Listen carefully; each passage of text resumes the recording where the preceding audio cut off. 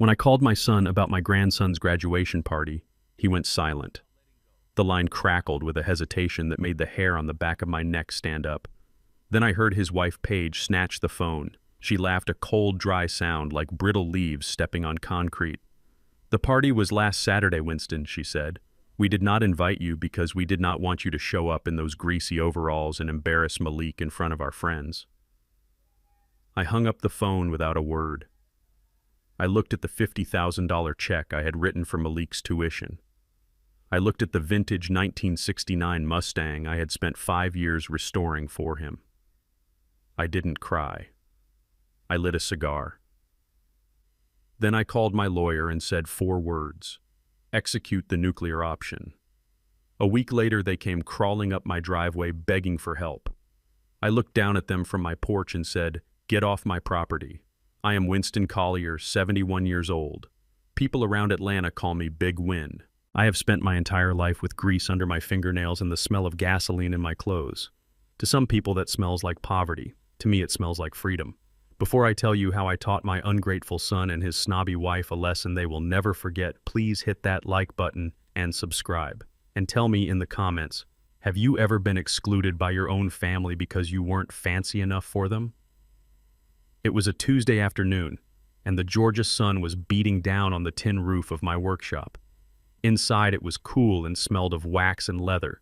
I was holding a microfiber cloth, moving it in slow circular motions over the hood of a 1969 Ford Mustang Mach 1. This car was my masterpiece. It was candy apple red, a color so deep you could almost drown in it.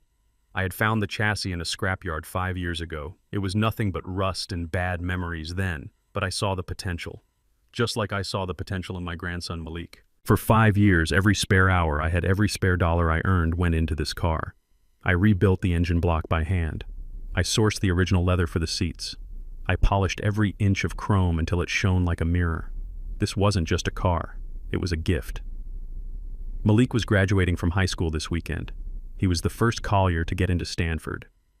My chest swelled with pride every time I thought about it. My son Andre never understood the value of working with his hands. He wanted to sit in air-conditioned offices and wear Italian suits. That was fine. I wanted better for him. But Malik was different. Malik would come to the shop after school and watch me work. He had respect for the machine. He had respect for the process. I wiped a speck of dust off the fender. Perfect. I imagined the look on Malik's face when I pulled up to the graduation party and tossed him the keys. It was going to be the best moment of my life. I walked over to my workbench. Sitting there next to a pile of invoices was a crisp blue envelope. Inside was a check for $50,000. It was the first installment for Malik's tuition. I had saved it quietly, putting away profits from my restoration business. My son Andre and his wife Paige thought I was just scraping by. They thought I lived on Social Security and whatever loose change I made fixing carburetors. They didn't know that collectors from all over the country paid top dollar for my work. They didn't know I owned the 5 acres of land my shop sat on free and clear, land that developers had been eyeing for years. Money doesn't need to shout to be heard, it just needs to be there when it counts. I checked my watch. It was time to call Andre. I needed to know the details for the party on Saturday. I wanted to make sure I arrived early to park the Mustang right up front. I picked up my old flip phone. I dialed Andre's number. He picked up on the 3rd ring. "Hello." "Hey, son, it is your pop," I said, my voice raspy from years of cigar smoke. "Oh. Hey, Dad." Andre sounded distracted, nervous. I could hear the clinking of glasses in the background. "I am just calling to double-check the time for Malik's party this Saturday," I said, leaning back against the workbench. "I got a little surprise for the boy. I want to make sure I am there before the speeches start." There was a long silence on the other end. Too long. "Andre. You there, son?" "Yeah, Dad. I am here," Andre said. His voice was tight. "Listen, about the party." "What about it? Is it canceled?" "No, it is not canceled. It is just—" Suddenly the phone fumbled. I heard a scuffle. Then a woman's voice cut through the line, sharp and piercing. "Winston, are you seriously calling right now?" It was Paige, my daughter-in-law. She was a woman who looked at everything in the world and calculated its price tag before she decided if it was worth her time. She had never liked me. To her, I was just the embarrassing old black man who lived in a shed and drove a truck. She tolerated me because I was Andre's father, but she made sure to wipe off the chairs after I sat in them. "Hello, Paige," I said, keeping my voice steady. "I am just asking Andre about the time for Saturday. I don't want to be late for my grandson." Paige let out a laugh. It wasn't a happy laugh. It was the kind of laugh you hear in a boardroom right before someone gets fired. Saturday. Winston, the party was last Saturday. My hand froze on the workbench. The cloth I was holding dropped to the floor. Last Saturday, I repeated. "But Andre told me it was the 25th. "We changed it," Paige said breezily. "And honestly, Winston, we didn't think you would notice. You had a graduation party for my grandson and you didn't invite me," I asked. The words tasted like ash in my mouth. "Look, Winston, let us be adults about this," Paige said. Her tone switched from dismissive to condescending, like she was explaining quantum physics to a toddler. "We had a lot of important people there. Andre's boss was there. My partners from the real estate firm were there. These are high-class people, Winston. We couldn't risk it." "Risk what?" I asked. My voice dropped an octave. "Risk you showing up in that truck," Paige snapped. "Risk you walking in with grease under your fingernails smelling like old oil and cheap cigars. You would have stuck out like a sore thumb. You would have embarrassed Malik." "Embarrassed him," I whispered. "I raised that boy while you were busy climbing the corporate ladder, Paige. I taught him how to walk. And we appreciate that." "Winston, really, we do," Paige said, cutting me off. "But this is his future we are talking about. He is going to Stanford. He needs to network with the right crowd. He doesn't need his grandfather telling stories about fixing transmissions in the 70s. It is a bad look. Bad." I felt a coldness spread through my chest. It started in my heart and radiated out to my fingertips. It wasn't sadness. Sadness is warm. This was ice. "So Malik graduated," I said. "And you didn't tell him I was coming?" "Oh, we told him," Paige said. "We told him you were sick. We said you had a flare-up of your arthritis and couldn't make the drive. He was sad for a minute, but he got over it. He had a great time. They lied to him. They looked my grandson in the eye on one of the most important days of his life and told him I didn't care enough to be there. They turned my love into a lie to protect their fragile little social status." "Put Andre back on the phone," I said. "He is busy," Winston, Paige said. "We are celebrating. We just bought a new boat. We are celebrating Andre's promotion." "Goodbye, Winston. Don't call us. We will call you when we have time." The line went dead. I stood there in the silence of my workshop. The only sound was the hum of the refrigerator in the corner and the ticking of the cooling engine of the Mustang. I looked at the car. The candy apple red paint gleamed under the fluorescent lights. It looked eager. It looked ready to run. It was supposed to be Malik's freedom. I looked at the reflection of myself in the window. I saw an old man in blue coveralls. Yes, there was grease on my collar. Yes, my hands were rough and scarred. These hands had built a life. These hands had paid for Andre's first car. These hands had held Malik when he had a fever. And now, these hands were not good enough. I slowly walked over to the workbench. I picked up the blue envelope. I pulled out the check. $50,000. Payable to Stanford University. This was just the first year. I had planned to pay for all 4 years. I wanted Malik to graduate debt-free. I wanted him to start his life with a clean slate. I reached into my pocket and pulled out my Zippo lighter. I flicked the lid open. The flame danced yellow and blue. I held the corner of the check over the flame. I watched the heat curl the edge of the paper. It would be so easy. Just let it burn. Let the money turn to ash, just like my relationship with my son. They wanted to cut me out. Fine. I would cut them off. I brought the flame closer. The paper started to brown. But then I stopped. Burning the check was emotional. It was a reaction. And Winston Collier did not react. He planned. If I burned this check, nobody would know. Andre and Paige didn't know I had this money. They thought I was poor. If I just destroyed it, they would continue living their lie thinking they had won. They would continue to poison Malik's mind against me. No, that was too easy. I snapped the lighter shut. The flame vanished. I looked at the Mustang. $85,000 worth of American muscle. I looked at the check. $50,000. That was $135,000 of ammunition. Paige said I was an embarrassment. She said I was a sore thumb. She wanted to play the game of status. She wanted to talk about net worth and high-class people. All right, Paige, let's play. I folded the check and put it back in my pocket. I grabbed a rag and wiped a smudge of oil off my hand. I walked over to the wall and pulled the master switch for the shop lights. Darkness swallowed the room, leaving only the silhouette of the car. I walked out into the bright afternoon sun. My Rottweiler Judge lifted his head from his spot on the porch. He let out a low woof. "Come on, boy," I said, patting his massive head. "We have work to do." I walked into my small house. It wasn't fancy, but it was paid for. I went to the closet and pulled out the one suit I owned. It was old-fashioned, wide lapels, but the fabric was good. I wasn't going to wear it. Not today. I picked up the phone again, but this time I didn't dial Andre. I dialed a number I hadn't called in years. A man named Mr. Henderson. He owned the biggest classic car dealership in Atlanta. He had been trying to buy my Mustang for a decade. "Hello," Henderson answered. "Bring your checkbook," I said. "I am selling the car." Henderson paused. "You are joking, right? When? You said you would be buried in that car."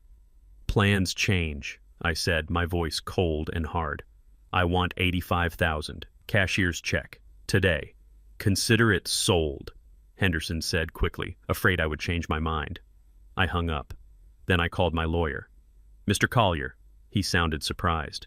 "Everything okay?" "No," I said. "I want you to pull the file on the land trust. The 5 acres. You want to update your will." "No," I said. "I want to prepare an eviction notice, and I want you to find out exactly how much debt my son is in. I want to know every credit card, every car note, every mortgage payment." There was a silence on the line. "Winston." "This sounds serious," the lawyer said. "It is serious," I said, lighting my cigar. "My son thinks I am trash. I am about to show him that one man's trash is another man's bankruptcy." I blew a cloud of smoke into the air. They wanted a show, I was going to give them a show. And it wasn't going to be pretty. The engine of the 1969 Mustang Mach-1 roared to life one last time inside my shop. It was a deep, guttural growl that vibrated through the concrete floor and settled right into my chest. This car was not just metal and rubber. It was 5 years of my life. It was late nights with aching knuckles. It was early mornings with cold coffee. It was the physical manifestation of the love I had for my grandson Malik. I had built it to be his wings. I had built it so he could fly away from the toxicity of his parents and find his own path. But wings are useless if the bird is in a cage. And my son Andre and his wife Paige had locked Malik in a cage of lies and pretension. I backed the car out into the Georgia sunlight. The candy apple red paint looked like liquid fire. I ran my hand along the door panel one last time, feeling the smooth, cool curve of the steel. I remembered teaching Malik how to sand this door. He was 14 then. He complained that his arms hurt. I told him that pain was just weakness leaving the body. He laughed and kept sanding. We bonded over this car, and now I was about to drive it to its execution. I did not drive fast. I drove slow. I wanted to feel every gear shift. I wanted to hear the exhaust sing its song. I drove past the high school where Malik had graduated without me. I drove past the fancy country club where Paige probably told her friends that her father-in-law was a senile charity case. I pulled into the lot of Henderson Classic Cars. It was a high-end place with glass walls and marble floors. The kind of place where they served espresso to customers and didn't look at the price tag. Mr. Henderson was waiting for me outside. He was a short man with a white mustache and a respect for machinery that most people reserved for religion. He watched the Mustang roll up and I saw the hunger in his eyes. He knew what this car was. He knew there wasn't another one like it in the state. "Winston," he said, wiping his hands on a rag even though they were clean. "You are actually doing it. I never thought I would see the day." I stepped out of the car. I was wearing my blue coveralls. My name, Win, was stitched in red thread over my heart. I didn't care if I looked out of place among the Porsches and Ferraris. I owned the best thing on the lot. "Cut the check, Henderson," I said. My voice was flat. 85,000. No negotiation. Henderson didn't blink. He walked into his office and came back 2 minutes later with a cashier's check. It was warm from the printer. I handed him the keys. They felt heavy in my palm, like I was handing over a piece of my soul. "Take care of her," I said. "She likes high octane. Don't put that cheap stuff in her tank." Henderson nodded, solemn as a funeral director. "You have my word, Win."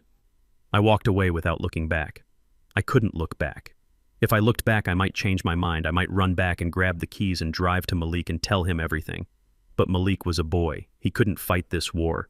I had to fight it for him. I called a taxi to take me back to my shop. I sat in the back seat clutching the check for $85,000 in one hand and the tuition check for $50,000 in the other, $135,000. It was enough to start a war. I got back to the shop around noon. The silence was deafening. The spot where the Mustang used to sit was empty. It looked like a missing tooth in a smile. I sat down at my desk and lit a cigar. The smoke curled up to the tin roof. Then the phone rang. I knew who it was before I looked at the caller ID. It was Andre. I let it ring 3 times. 4 times. I took a long drag of the cigar. "Hello," I answered. Dad Andre's voice was frantic, high-pitched. It lacked the bass of a grown man. "Where have you been? I have been calling the house phone for an hour." "I was out," I said calmly. Out, where?" "Look, it doesn't matter. Dad, I need you to transfer the money. Today. Right now." He didn't say hello. He didn't ask how I was. He didn't mention the graduation party. He didn't apologize for lying to his son. He just went straight for the wallet. "Transfer what money, Andre?" I asked, playing dumb. "The tuition," Andre screamed. "The $50,000 for Stanford. You promised Dad. You said you would cover the first year. The deadline is tomorrow. If we don't wire it by 5 p.m., Malik loses his spot in the dorms. And there is a late fee." I leaned back in my chair, putting my feet up on the desk. "Is that so?" I said. "Well, that sounds stressful." "Dad, why are you acting like this?" Andre demanded. "Did you go to the bank? Did you deposit the check? Just wire it to my account. I will handle the payment to the school, to his account." Of course, he didn't want me to pay the school directly. He wanted the money to pass through his hands first. A little skim off the top, perhaps. Or maybe he needed to show a large deposit to qualify for another loan he couldn't afford. "I can't do that, son," I said. "What do you mean you can't? You said you had the money. You said the restoration business had a good year. Don't tell me you lied to me, Winston." "I didn't lie," I said, tapping the ash off my cigar.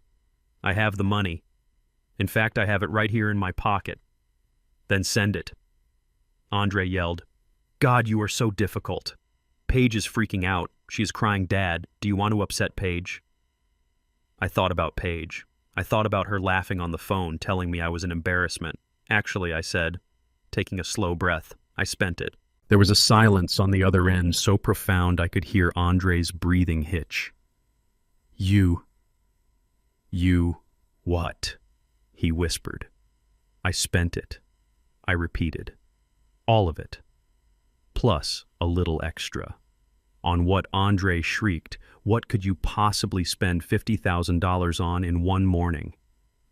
You live in a shed. You drive a truck from 1995. "Well," I said, letting a small smile creep onto my face. I was thinking about what Paige said yesterday. What did she say?" "She said I was an embarrassment," I said, my voice hardening like steel. "She said I couldn't come to the party because I looked like a mechanic. She said I needed to fit in with your high-class friends." Andre was silent. He knew. He knew I had heard. "So," I continued, "I took that $50,000 and I went to the finest tailor in Atlanta and I bought a suit. A really nice suit, Andre. Silk lining, Italian wool, gold cufflinks, and then I bought a watch. A Rolex. You spent my son's tuition on a suit." Andre gasped. "Are you insane?" "No," I said. "I am just trying to fit in, son. Next time you have a party, I will be the best-dressed man there. I won't embarrass you anymore." "Isn't that what you wanted, Dad? Please tell me you are joking." Andre pleaded. His voice cracked. "We don't have the money, Dad. We don't have it." "I know you don't," I said. And that was the truth. I knew everything. While I was driving to the dealership, my lawyer had sent me the report. It was a financial autopsy of my son's life, and the patient was dead on arrival.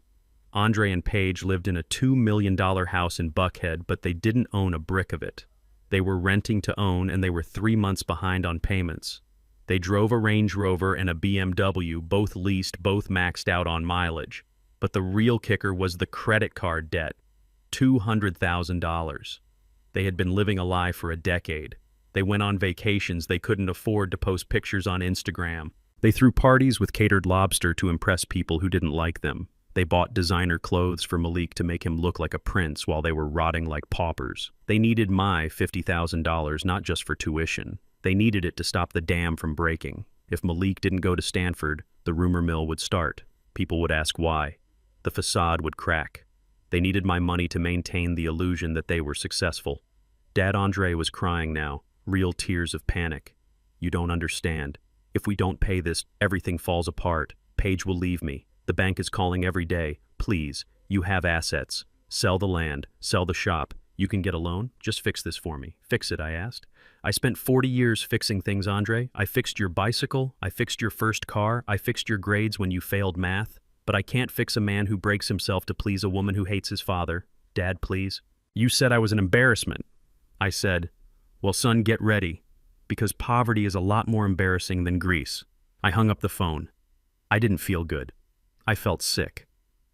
No father wants to hear his son beg. No father wants to know he raised a coward. But sometimes you have to break a bone to reset it properly. I sat there for another hour. I watched the sun move across the floor. Then I heard the sound of tires screeching on gravel. I looked out the window. It was the Range Rover, black, shiny, and leased. It skidded to a halt in front of the main gate. Andre jumped out. He was wearing a polo shirt and khakis, looking like he just came from the golf course, but his face was red and sweaty. Paige got out from the passenger side. She was wearing sunglasses and holding a designer bag that probably cost more than my truck. They ran toward the gate, but the gate was closed. I had padlocked it with a heavy chain before I came inside. I watched them rattle the chain. Dad, Andre screamed, shaking the metal bars. Dad, open up. We know you are in there, Winston Page yelled. Stop this childish game. Open this gate right now. I stood up. I walked to the window, but I stayed in the shadows. I wanted to see them. They looked desperate. They looked like rats on a sinking ship.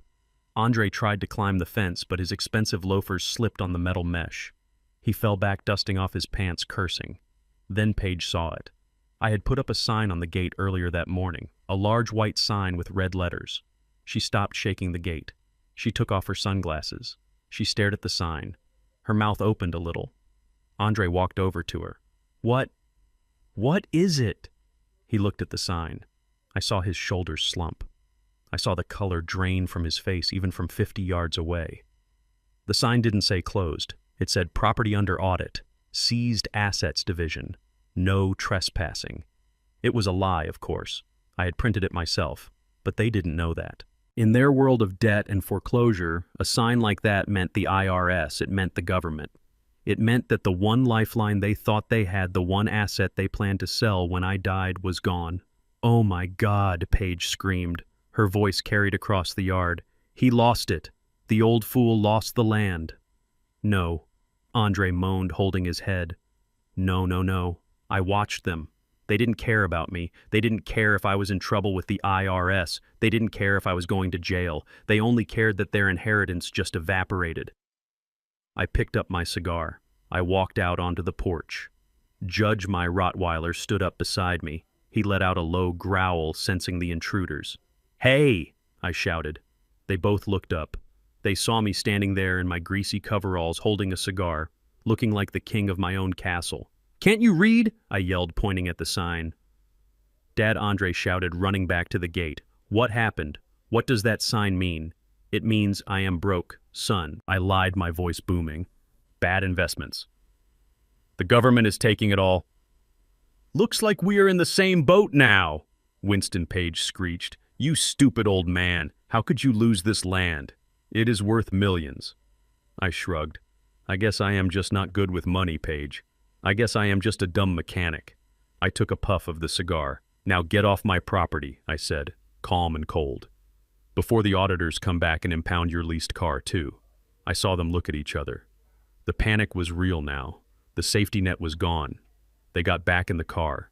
They didn't wave goodbye. They peeled out of the driveway, spraying gravel everywhere, driving back to their mansion of lies. I watched the dust settle. Round one was over. But I wasn't done. I picked up the phone again. Hello. It was my lawyer. Is the eviction notice ready? I asked. Yes, Win. But are you sure that is your son? I looked at the empty spot where the Mustang used to be. He is not my son today, I said. Today he is just a man who owes me a graduation party. Send the notice. I hung up. I looked at Judge. You hungry, boy? I asked. He wagged his tail. Good, because the rats are going to come back, and next time I am going to let you off the leash. The sound of metal snapping is a sound I know well. I have spent 50 years working with steel and iron. I know the sound of a bolt shearing off. I know the sound of a chassis cracking. And I know the sound of a padlock being forced open by a tire iron. I sat in my leather armchair in the living room, the lights dimmed, the curtains drawn. My Rottweiler Judge was lying at my feet, his ears pricked up before I even heard the noise. He let out a low rumble from deep within his chest, a sound like a distant thunderstorm. Easy, boy, I whispered, reaching down to stroke his thick black fur. Wait for it. I watched through the slit in the curtains. My son Andre was standing at the front gate holding the tire iron from his leased Range Rover. He looked sweaty and frantic. He twisted the tool, and with a sharp crack, the heavy chain I had placed there fell to the ground. He pushed the gates open. He did not hesitate. He did not stop to think that he was committing a crime. He drove the Range Rover up my driveway, tires spinning in the gravel, kicking up dust. He parked right on the patch of grass where my wife Rose used to grow her hydrangeas. They slammed the car doors. Andre and Paige marched toward my front door. They looked like an invading army. They thought they were coming to conquer a senile old man. They did not know they were walking into a lion's den. They did not knock. The front door flew open, banging against the wall. Dad, Andre screamed. Dad, where are you? I did not move.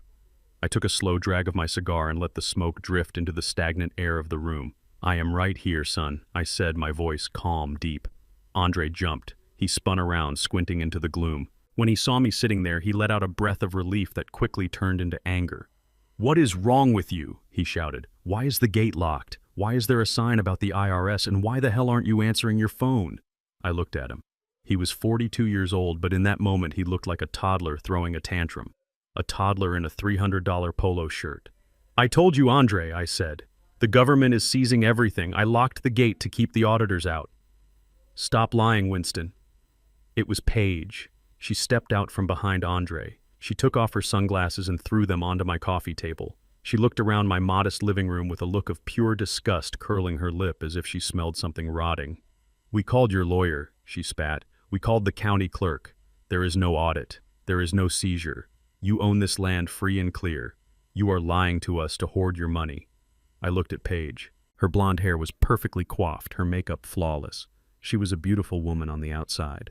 But inside, she was nothing but barbed wire and ice. Get out of my house, Paige, I said. I did not invite you in. This is my husband, his house too, she screamed, stepping closer to me. He grew up here. He has rights. He has the right to knock, I said. And he has the right to treat his father with respect, neither of which he is doing. Respect. Andre laughed, a bitter, high-pitched sound. You want respect? You just told me you spent $50,000 on a suit. You stole my son as future dad. You stole it. I stood up then. My knees popped, but I rose to my full height. I am 6'2". I tower over Andre. I did not steal anything. I said, my voice hardening. That money was a gift I chose to revoke because you chose to erase me from my grandson's life. You want me to pay for Stanford, but you do not want me in the graduation photos. You cannot have it both ways, son. We were protecting him, Paige interjected, stepping between me and Andre. She poked a manicured finger at my chest. Protecting him from what? From the man who taught him how to read. From the man who fixed his bicycle from your influence, Paige hissed. The room went silent. Even Judge stopped growling. My influence? I asked quietly. Yes, Paige said. Her eyes were wide with a venomous intensity. We have worked so hard to get Malik away from this life. The grease, the dirt, the small-mindedness. We want him to be better than you, Winston. We want him to be sophisticated, and every time he comes here, he comes home smelling like oil and talking about cars. It is regression. She took a breath, and then she said the words that sealed her fate. It is just like your wife, she said. I froze. Do not speak about Rose, I warned. My voice was a low rumble. Oh, I will speak about her. Paige said, smiling cruelly. Because she is the root of the problem. Rose coddled Andre. She spoiled him, oiled. She told him he was perfect just the way he was. She didn't push him. She didn't have ambition. She was just a simple housewife who thought love was enough. Paige walked around the room, picking up a framed photo of Rose and me from our wedding day. She looked at it with disdain. Look at Andre, she said, gesturing to my son who was standing there looking at the floor. He struggles because of her. She made him soft. She made him weak. If she had been a stronger woman, maybe Andre wouldn't need your money right now. Maybe he would be a real man instead of this. She tossed the photo back onto the table. It landed face down. The glass cracked. That sound, the sound of the glass cracking, it snapped something inside me. Rose was a saint. She worked double shifts at the diner to help me buy this land. She nursed Andre through pneumonia when he was 5 years old, staying awake for 3 days straight. She died of cancer 10 years ago, holding my hand, telling me to take care of our boy. And this woman, this stranger, she dared to stand in Rose's house and blame her for Andre's failures. I looked at Andre. I waited. I waited for him to defend his mother. I waited for him to scream, to slap Paige, to do something, anything. But Andre just stood there. He looked at his shoes. He was afraid of his wife. He was more afraid of losing her approval than he was of dishonoring his mother, his memory. That was the moment my son died to me. I looked at Paige. The anger in my chest was gone, replaced by a cold, deadly clarity.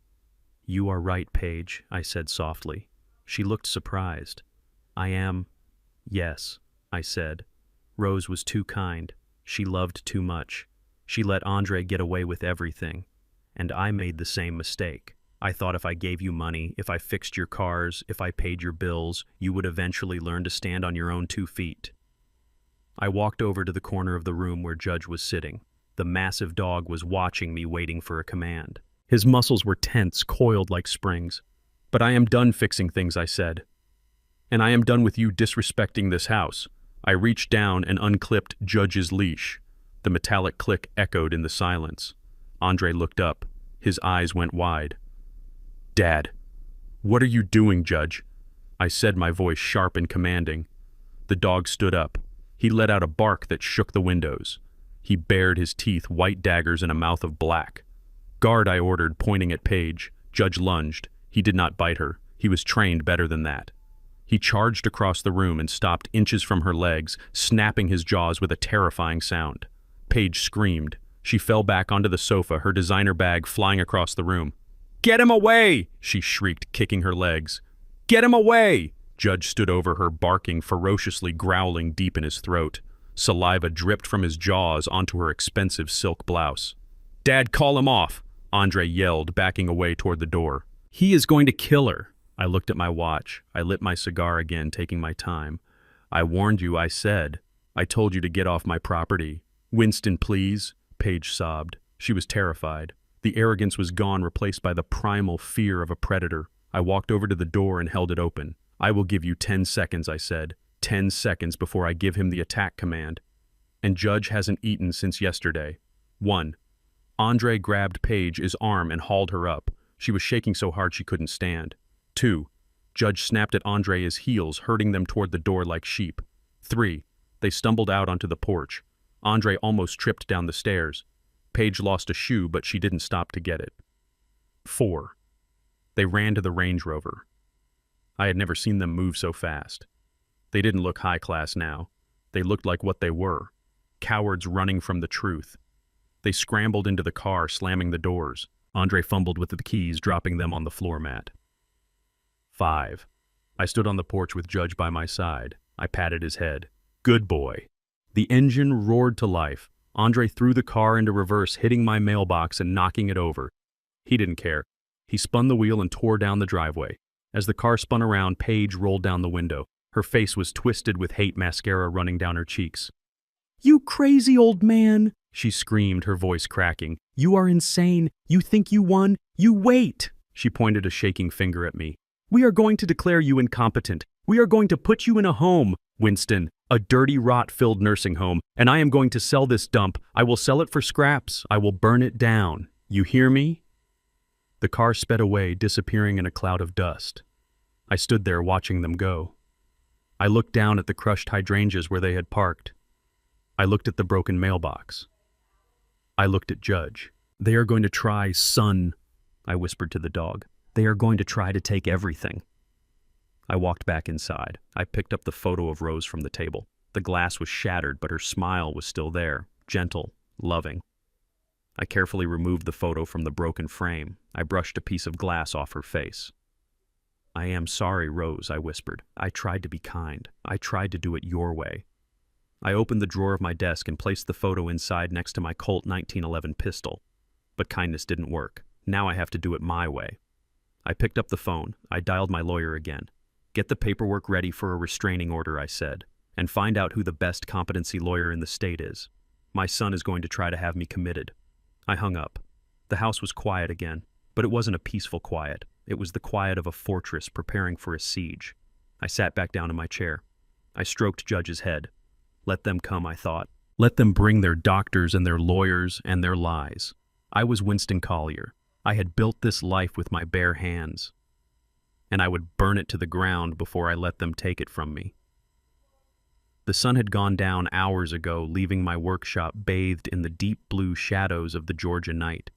The air cooled down, but the smell of the day's work hung heavy, a mix of gasoline, sawdust, and the humid earth outside. I sat at my workbench, the single overhead lamp casting a circle of yellow light on the dismantled carburetor of a 1972 Chevelle. My hands moved automatically, cleaning the valves, adjusting the float, but my mind was miles away. My Rottweiler Judge was sleeping by the door, but suddenly his ears pricked up. He let out a low whine, not a growl. A growl meant danger. A whine meant something else. I heard the sound of bicycle tires crunching on the gravel driveway. It was a slow, hesitant sound. I wiped my hands on a rag and stood up. I walked to the bay door and slid it open just enough to see out. Under the pale light of the security lamp stood a figure, tall, lanky, wearing a hoodie pulled up over his head. But I knew that posture. I knew the way he held his shoulders a little too tight, just like his grandmother Rose used to. Malik. Grandpa, he whispered. His voice cracked. Come inside, son, I said, stepping back. Leave the bike by the compressor. Malik walked into the shop. He pushed back his hood. My heart broke right then and there. His eyes were red and swollen. His face, usually bright with the optimism of youth, looked gray and defeated. He was 18 years old, a Stanford admit a brilliant young man, but tonight he looked like a lost child. I didn't say anything. I just pulled out the metal stool I kept for him. The one he used to sit on when he was 10 years old, watching me fix brakes. Sit, I said. He sat down. He didn't look at me. He looked at his hands, which were twisting the strings of his hoodie. Why didn't you come, Grandpa? He asked. The question hung in the air like smoke. I leaned against the workbench, crossing my arms over my chest. Is that what you came here to ask me? Malik looked up. Tears were streaming down his face now. Mom and Dad said, they said you called on Saturday morning. They said you were slurring your words. They said you told them you would rather stay home with a bottle of whiskey than watch me walk across a stage. I felt a flash of heat in my chest, an anger so pure it almost blinded me. They had accused me of being a drunk. Me. A man who had one beer on Sundays and a cigar on Tuesdays.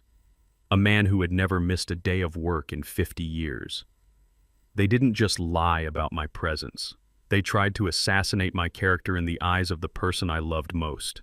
I took a deep breath. I reached into the pocket of my coveralls and pulled out my old flip phone. I didn't defend myself. I didn't yell. I just navigated to the call log. Saturday morning, I said, handing him the phone.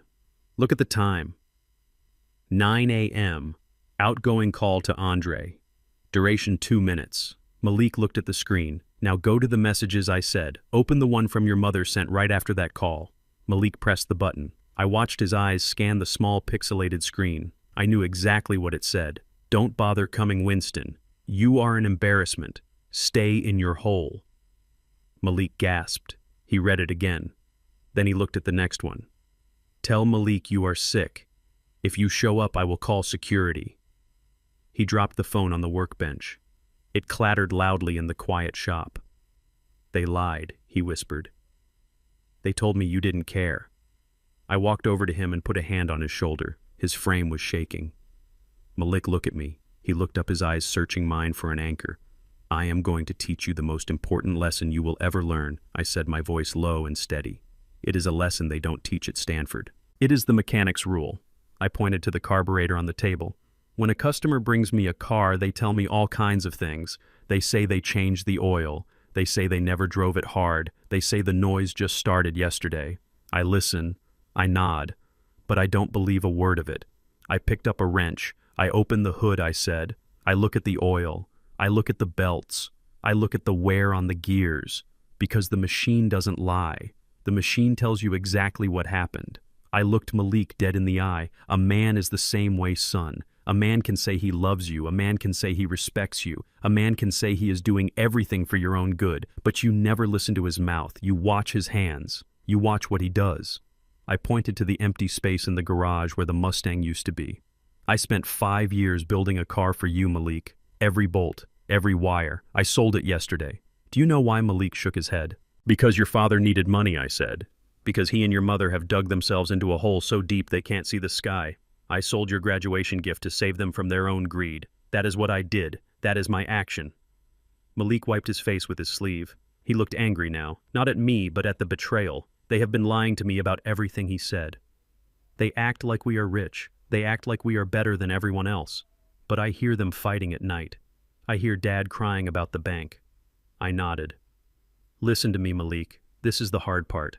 I need you to be strong, stronger than your father." I pulled up a chair and sat knee to knee with him. "I have a plan," I said. "I am going to make sure you go to college. I am going to make sure you have a future. But right now, I need to teach your parents a lesson they should have learned 20 years ago." "What are you going to do?" Malik asked, fear flickering in his eyes. "I am going to let them fall," I said. "I am going to stop catching them. And when they hit the bottom, they are either going to break or they are going to wake up." I reached out and took his hands. They were soft hands, scholar's hands, but they had strength in them. "But here is the test, Malik. This is the test of your manhood. You cannot tell them I have money. You cannot tell them we talked. You have to go back to that house and pretend you believe their lies. You have to watch them spiral, and you have to trust me. Can you do that?" Malik looked at the empty spot where the Mustang had been. He looked at the text message on the phone. He looked at my grease-stained coveralls. He took a breath. He sat up straighter. "I can do it, Grandpa." "Good," I said. I reached into my pocket and pulled out a single $100 bill. It was crumpled and smelled of tobacco. "Take this," I said. "Put it in your shoe. A man always keeps a getaway fund." "I don't need." "Take it," I ordered. He took it. "Now go home," I said, standing up. "Before they realize you are gone, ride your bike fast. And Malik." He stopped at the door. "Yeah, I am proud of you. Not because you got into Stanford, but because you rode your bike 5 miles in the dark to find the truth. That is what a collier does." "I love you, Grandpa," he said. He pulled his hood up and disappeared into the night. I watched him go. I felt a mixture of pride and dread. I had sent him back into the lion's den. But he was armed with the truth now. I closed the shop door and locked it. I turned off the lights. I went into my small house and poured myself a glass of water. My hands were shaking slightly. It wasn't easy turning my grandson into a double agent against his own parents. I sat in the dark for a long time. Then I decided to check the perimeter. I always walked the property line before bed. Judge walked beside me as I patrolled the fence line. The night air was filled with the chirping of crickets. I thought about Andre, my son. I wondered what he was doing right now. Was he feeling guilty? Was he worrying about Malik? Across town in the expensive rental mansion in Buckhead, Malik was finding out the answer. He had ridden his bike hard, his lungs burning. He stashed the bike in the bushes down the street so his parents wouldn't hear the garage door. He crept through the back garden and climbed the trellis to his bedroom window, just like he used to do when he was a kid. He slipped inside his room and changed his clothes. He lay on his bed, staring at the ceiling, his heart pounding. Then he heard voices. They were coming from the kitchen below. His parents thought he was asleep. They were talking loud. He crept to his door and opened it a crack. It was Paige's voice. We have to do it, Andre. It is the only way. Then he heard his father. Andre sounded weak, defeated. But Paige, he is my dad. A competency hearing.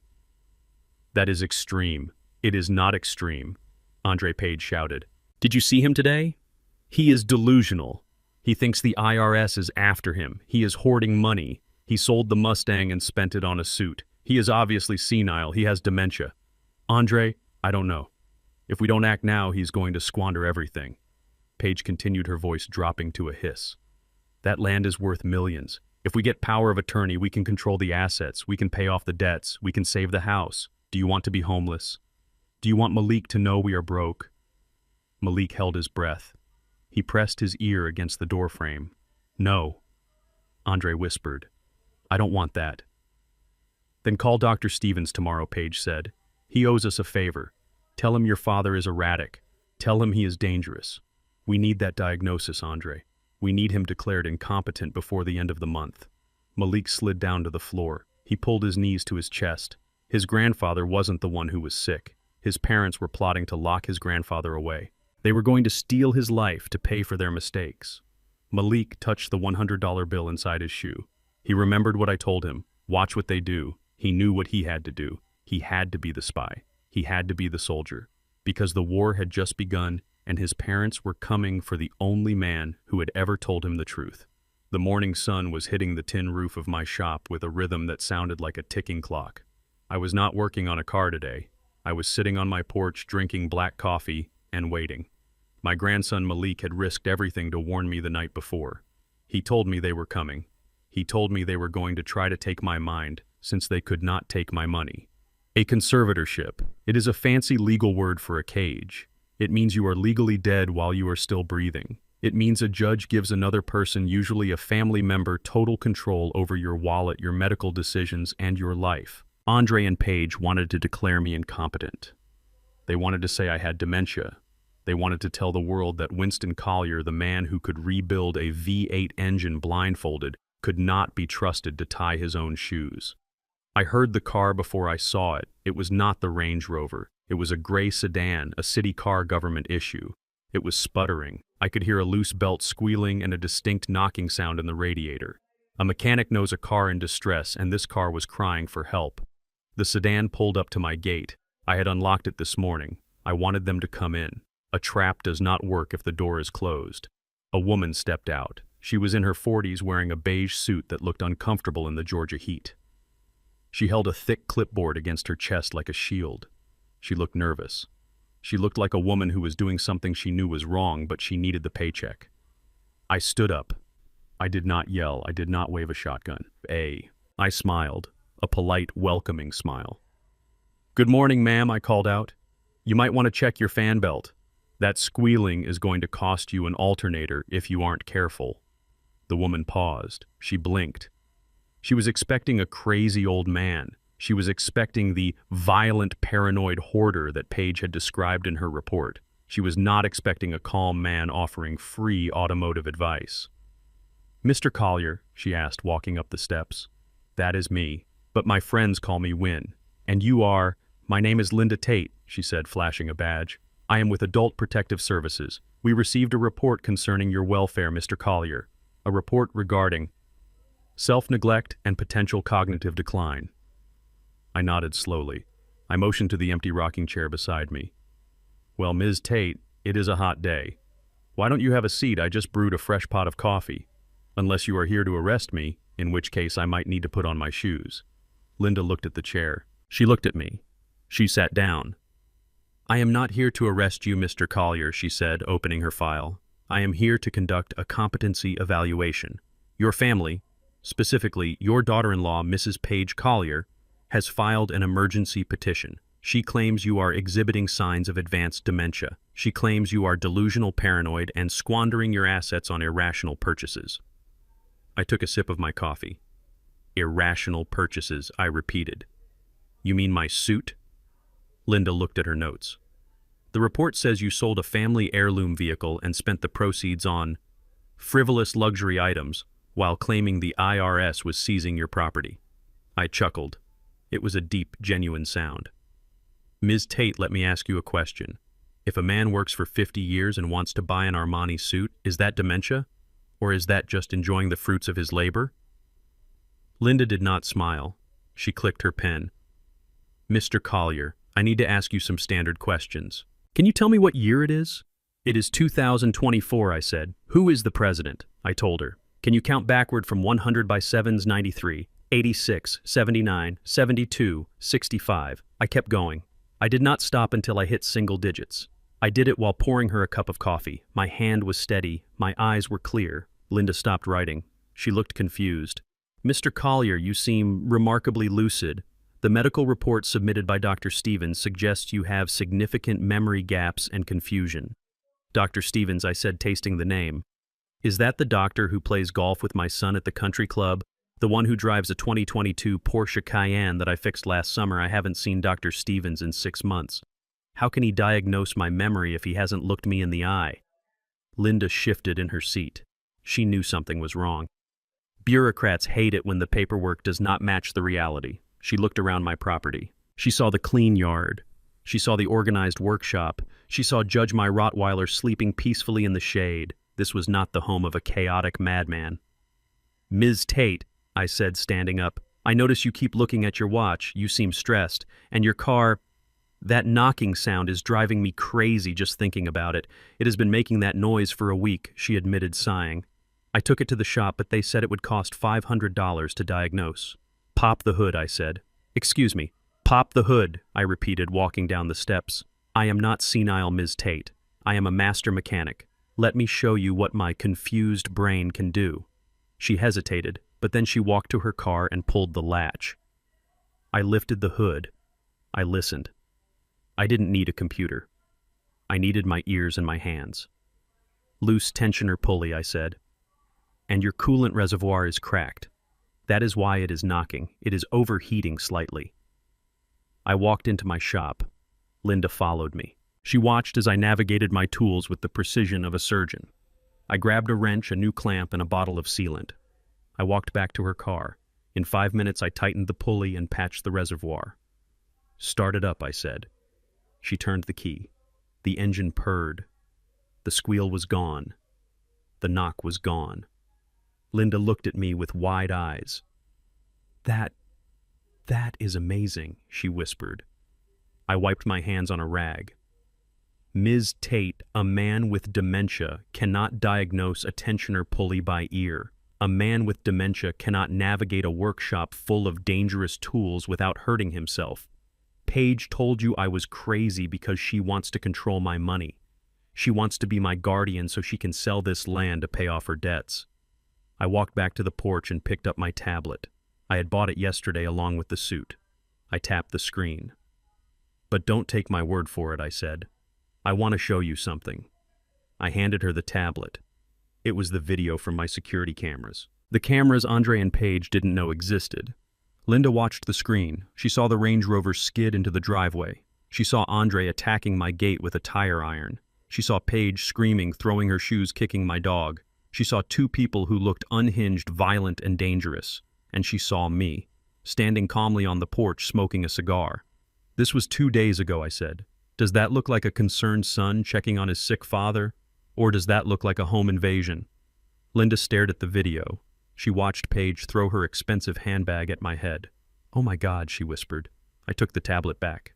I have already sent this video to my lawyer, I said. We are preparing a countersuit for elder abuse intimidation and filing a false medical report. If you sign that paper declaring me incompetent, Ms. Tate, you will be named as a co-conspirator in that lawsuit. You will lose your license. You might even go to jail. I leaned in closer. Now I fixed your car for free because I am a nice man, but I will not let you or anyone else take my freedom. Linda Tate closed her file. Her hands were shaking. She stood up abruptly. Mr. Collier, she said, her voice trembling, I apologize for the intrusion. It appears the initial report was grossly filed with inaccuracies. She walked quickly to her car. She looked like she wanted to be anywhere else in the world. She opened the door, then stopped. She looked back at me. Mrs. Collier called me 5 times this morning, she said. She told me you would be violent. She told me to bring police back up.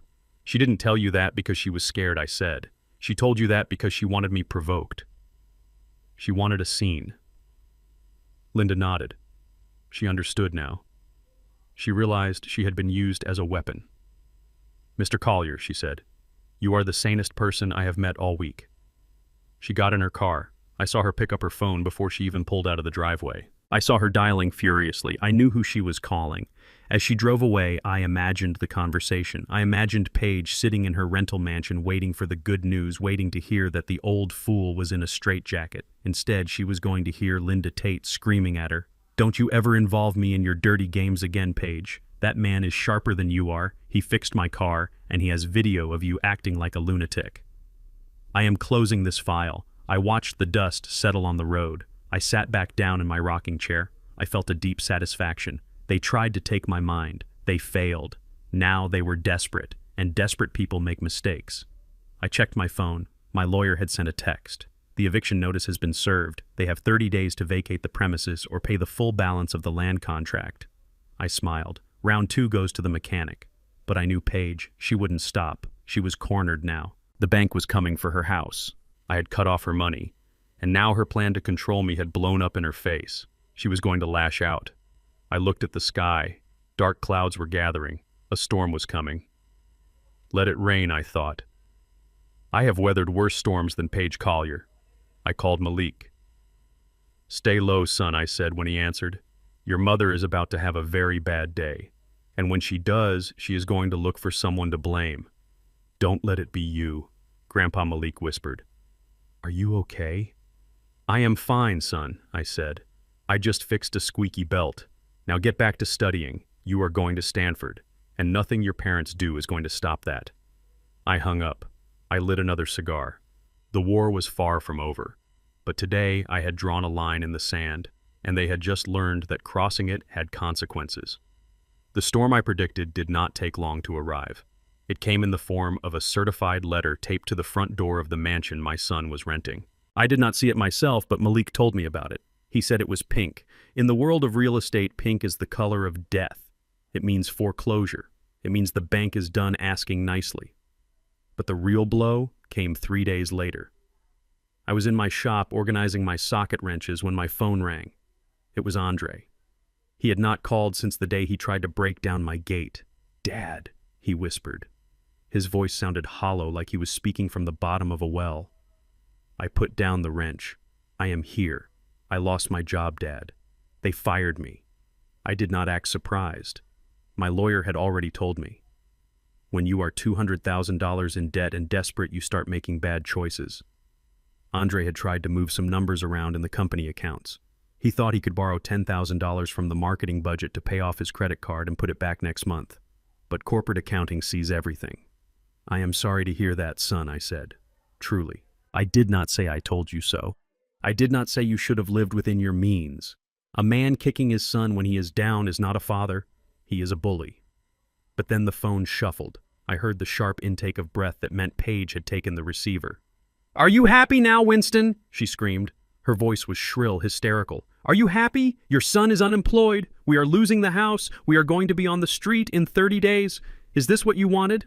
I took a puff of my cigar. "I did not want this, Paige. I wanted you to be honest. I wanted you to live a real life, not a fantasy." "Honest," she laughed, a manic sound. "You want honesty. Here is some honesty. This is your fault, Winston. All of it. My fault," I asked, calm as a frozen lake. "Yes. If you had just given us that tuition money, Andre would not have panicked. He would not have taken that money from the company. He did it because he was trying to be a good father. He did it because you abandoned us. You pushed him to this."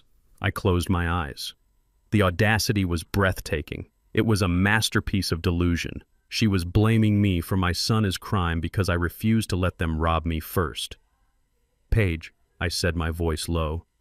"Andre is 42 years old. He made a choice. You made a choice to buy a boat you could not afford. You made a choice to lease cars you did not need. Do not put your sins on my conscience. My conscience is clear. Your conscience is black," she shrieked. "You are a selfish, hoarding old man. But listen to me, Winston. We are not done. You think you can starve us out. You think you can sit on that 5 acres of gold while we rot. Watch your back, because if we go down, we are taking you with us." The line went dead. I sat there in the silence of the shop. I looked at the tools hanging on the wall. Each one had a purpose: a hammer to build, a wrench to tighten, a saw to cut. Paige was a saw. She only knew how to divide, how to sever. I knew she was not making an idle threat. A woman like Paige does not accept defeat. She escalates. 2 days passed. The air in Atlanta turned heavy and humid, the kind of weather that makes your clothes stick to your skin. I was working on a 1955 Chevy Bel Air, putting the finishing touches on the chrome bumper. It was good, honest work, the kind that clears your mind. Then I heard a car. It was not the Range Rover.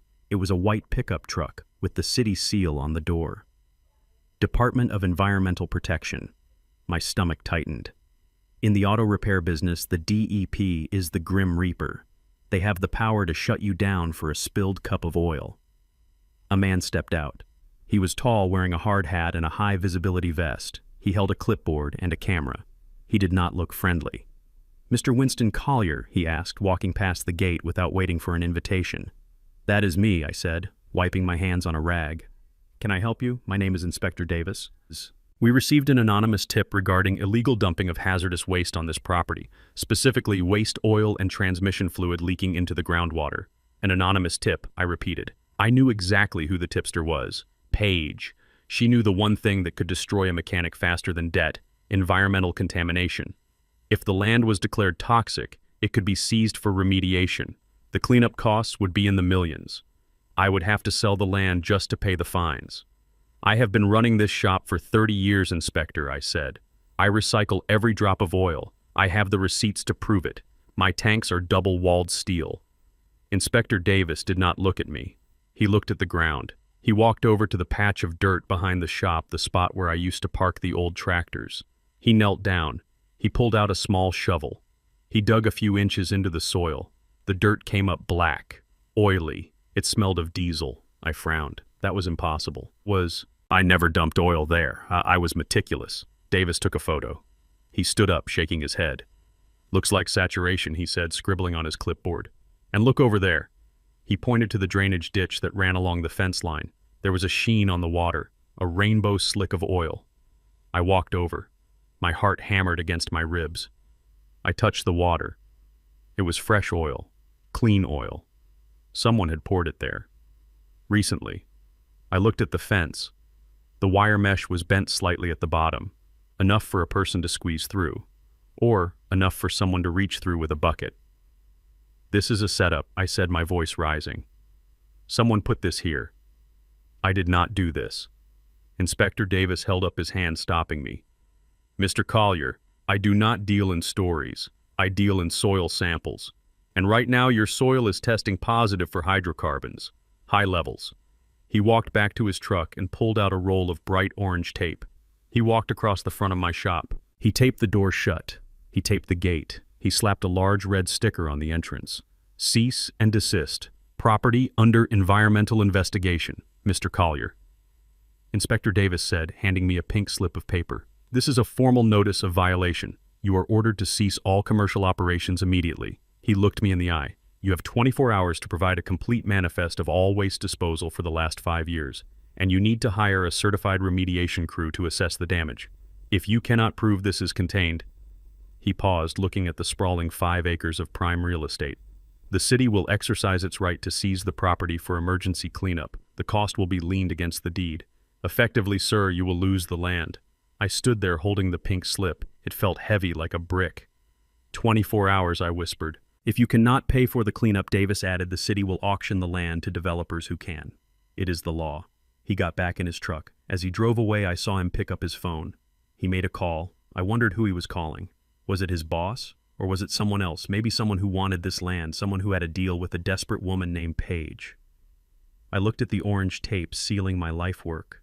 I looked at the oil slick in the ditch. They had played their ace. They framed me. They knew I had money, but they knew I loved this land more than the money. They wanted to force me to liquidate. They wanted to break me. I walked over to the fence where the oil had been poured. I knelt down. I saw footprints in the mud on the other side. They were small footprints. Sneakers. Not Andrea's loafers. Not Paige's heels. They hired someone. Or maybe I shook the thought away. I was 71 years old. I was tired. My son hated me. My daughter-in-law was a viper. And now the city wanted to take my home. I looked at Judge. He was whining, pacing back and forth in front of the taped door. "It is okay, boy," I said, my voice sounding old even to my own ears. I reached into my pocket and pulled out my phone. I stared at the screen. I could call my lawyer. I could call the EPA. But this wasn't a legal battle anymore. This was a street fight. Paige wanted to play dirty. She wanted to pour oil on my grave. I lit a cigar.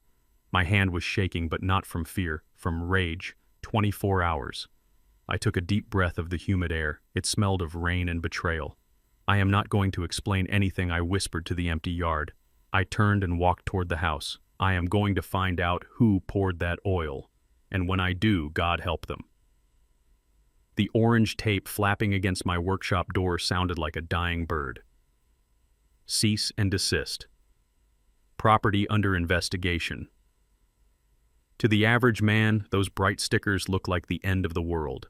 They look like the government boot coming down on your neck to crush the life out of you. But I am not the average man. I am Winston Collier, and I have lived in Atlanta long enough to know that regulations are just like spider webs. They only trap the flies. The hornets fly right through them. I sat on my porch watching the sun go down. I had 24 hours before they came back to seize my land. Paige and Andre probably had champagne on ice right now. They thought they had checkmated me. They thought that by planting a few gallons of oil in my ditch, they could trigger a foreclosure and force a distress sale. It was a clever plan. Evil, but clever. But they forgot one thing. I have been fixing cars in this city for 40 years. I have fixed cars for teachers. I have fixed cars for judges. And 20 years ago, I fixed a 1968 Pontiac GTO for a young man named Marcus Patterson. He was just a junior clerk at the city planning office back then with no money and a car that wouldn't start. I fixed his transmission for free because I liked his ambition. Today, Marcus Patterson is the director of the Department of Environmental Protection for the state of Georgia. I pulled out my phone. I didn't look up the number. I knew it by heart. "Hello." A deep voice answered. "Marcus," I said, taking a sip of my iced tea. "It is Winston." I haven't heard that voice in a while. Is the old GTO still running? Like a top Marcus. "Listen, I have a situation. One of your boys came by today. Inspector Davis. Nice kid, but he seems to think my shop is a toxic waste dump. He slapped a seizure notice on my gate. There was a pause on the line, then the sound of a chair scraping. A seizure notice on your shop. Winston, that is impossible. Your shop is the model for our Green Initiative program. You were the first one in the district to install the double-walled containment tanks. "I know that," I said, but Inspector Davis found some oil in the ditch, fresh oil, and he seemed very eager to shut me down, almost like he was on a schedule. I heard Marcus typing furiously on a keyboard. "I see the report here," Marcus muttered. "Anonymous tip. Priority handling. This came from the top of the queue. Winston, this smells wrong." "It smells like my daughter-in-law," I said. Marcus let out a low whistle. "Family trouble." "You could say that." "Marcus, I need you to do two things for me. First, I need you to pull the file on that anonymous tip. I want the IP address. I want the phone number. I want the timestamp. And second, I need you to be here tomorrow morning at 8 a.m. I want you to bring the full certification team. Consider it done when. Nobody messes with the man who keeps my GTO alive." I hung up. I slept like a baby that night. The next morning at 7:55 a.m., the white pickup truck returned. Inspector Davis hopped out looking smug. Behind him was a massive tanker truck and a crew of men in white hazmat suits. They were here to start the remediation. That was code for digging up my yard and charging me $1 million for the privilege. Mr. Collier, Davis shouted, walking up the driveway. "Your 24 hours are up. Did you find those manifests? Or are we taking possession of the site?" I stood on the porch drinking coffee. I was wearing my best coveralls, pressed, clean. "Good morning, Inspector," I said. "You are early." "I am on a schedule," Davis snapped. "Open the gate. My crew needs to start excavating the contaminated soil." I walked down the steps slowly. My dog Judge trotted beside me. Before you start digging up my hydrangeas, son, I think you should look at something. I pointed down the road. A black sedan with government plates was turning into the driveway. It was followed by two more city vehicles. Davis squinted. "Who is that?" The sedan stopped. The door opened. Marcus Patterson stepped out. He was 6'4", wearing a suit that cost more than Davis's truck. He walked with the heavy, confident stride of a man who runs the city. Inspector Davis went pale. "Director Patterson." "Sir, I didn't know you were coming to this site." Marcus walked right past him and shook my hand. "Good to see you, Wynn. Good to see you, Marcus." Davis looked like he was going to vomit. "Sir, you know this man?" "I know him," Marcus said, turning his cold gaze on the inspector. "And I know this shop." "Inspector, did you bother to check the historical compliance records before you issued a seizure order?" Davis stammered. Well, the anonymous tip was urgent, sir. The oil in the ditch." I walked over to the ditch. The oil slick was still there. "Inspector," I said, "I want you to kneel down and smell that oil." "What?" "Smell it," I ordered. Davis knelt down. He sniffed. "It smells like transmission fluid," he said. "Correct," I said. "Now smell this." I held up a rag from my pocket, soaked in the fluid I actually used in my shop. Davis sniffed. "It smells different. Sweet."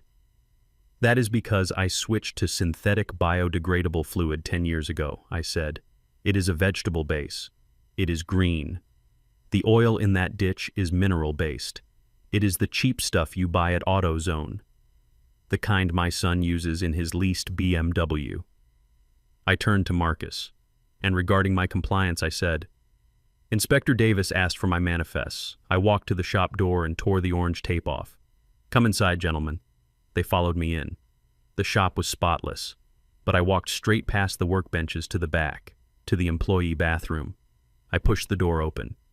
There, hanging right above the toilet tank in a cheap plastic frame, was a certificate with a gold seal. City of Atlanta, Green Star certification, awarded to Collier Restorations for excellence in environmental safety, dated 2014. I pointed at it. "I hung it in here," I said, "because I think awards are for people with big egos. But, as you can see, Inspector, I was green before it was cool. My tanks are sealed. My drains go to a reclamation unit. You could eat off this floor." Marcus looked at the certificate, then at Davis. "You tried to seize a Green Star facility based on a puddle of oil in a ditch?" Marcus asked, his voice quiet and terrifying. Without checking the interior, without testing the fluid composition, Davis was shaking. "Sir, the pressure." The tip said, "Who made the call?" "Davis." Marcus barked. "It was a woman," Davis blurted out. "She called my personal cell. She said she was a concerned neighbor. She said if I didn't shut him down by noon today, she would call the news and say the department was ignoring toxic waste." Marcus pulled out a file from his briefcase. "We traced the number Wynn," he said, handing me a piece of paper. "It is a burner phone, but the GPS ping came from a residence in Buckhead, 4200 River Road." I looked at the address. It was Andre and Page's rental house. They didn't just report me. They threatened a city official to speed up the process. They were so desperate to see me fall, they got sloppy. "Inspector Davis," I said, "you are going to take your hazmat crew and you are going to leave. And then you are going to write a report stating that this property is pristine." "Yes, sir," Davis squeaked. "Absolutely, sir." "And Marcus," I said, turning to my friend, "filing a false environmental report is a felony, isn't it? Class B felony?" Marcus nodded. "Punishable by up to 5 years in prison and a $50,000 fine, plus the cost of the investigation." "I want to press charges," I said. "But when," Marcus said gently, "that is your family." "They aren't family," I said, my voice hard as iron. "They are vandals. They vandalized my property and they vandalized my name. Book them, Marcus." Marcus nodded. He pulled out his phone. "Send a unit to 4200 River Road," he said into the receiver. "We have a suspect in the false reporting case. Bring them in for questioning." I watched them leave. The hazmat trucks backed out, beeping loudly. The threat was gone. My land was safe, but I wasn't celebrating. I felt a cold resolve settling in my gut. Page had tried the nuclear option. Now it was my turn. I closed up the shop. I changed out of my coveralls and into the suit I had bought with Malik's tuition money. It fit perfectly. I got into my truck and drove downtown, not to the police station, to a steakhouse on the 40th floor of the tallest building in Atlanta. I walked in. The hostess looked at my weathered face and hesitated, but then she saw the suit. "Mr. Collier," she asked, "Mr. Blackwood is waiting for you in the private room." I walked back. Sitting at a corner table was a man who looked like a shark in human skin. Thomas Blackwood, the biggest real estate developer in the South. He had been trying to buy my 5 acres for a decade to build a luxury condo complex. I had always told him to go to hell. But today I sat down. Mr. Collier Blackwood said, smiling smoothly, "To what do I owe the pleasure? Did you finally decide to sell?" I poured myself a glass of water. "I am not selling," I said, "but I have a proposition." Blackwood raised an eyebrow. "I am listening." "You want my land?" I said. "My son wants my land. The city wants my land. Everyone wants a piece of Winston Collier." I pulled a folded document out of my pocket. It wasn't a deed. It was a contract I had drawn up with my lawyer the night before. "I want to develop the land," I said. "Joint venture. You put up the money. I put up the dirt. We build the condos. But there is a condition." "Name it," Blackwood said, his eyes gleaming with greed. "Nobody knows I am a partner," I said. "On paper, it looks like I sold it to you for pennies. It looks like I was forced out. It looks like I am broke." Blackwood looked confused. "Why would you want people to think you are broke? Most men want to look rich." Because I said, thinking of Paige's face when the police knocked on her door, "I am hunting rats, and rats only come out when they think the cat is dead." Blackwood laughed. He pulled out a gold pen. "You are a dangerous man, Winston." I pushed the contract across the table. "Sign it," I said, "and let's build an empire." He signed. I signed. With the stroke of a pen, I had just become a multi-millionaire on paper. But to the world and to my son, I was about to become a homeless, destitute old man. I walked out of the steakhouse. I checked my phone. There was a text from Malik. "Mom is screaming. The police are here. They are taking her in for questioning." I smiled. The trap was set. Now I just had to play the part of the dying victim. I got in my truck and drove toward the hospital. It was time for my next performance. Hospitals smell like bleach and bad news. It is a smell that sticks to your clothes and settles in the back of your throat. I was lying in a private room at Atlanta General, hooked up to a heart monitor that was beeping with a steady, rhythmic pulse. Beep, beep, beep.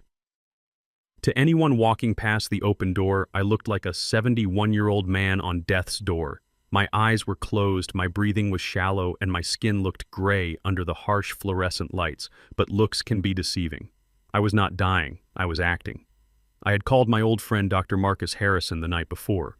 Marcus and I go way back. I fixed his first Corvette in 1985.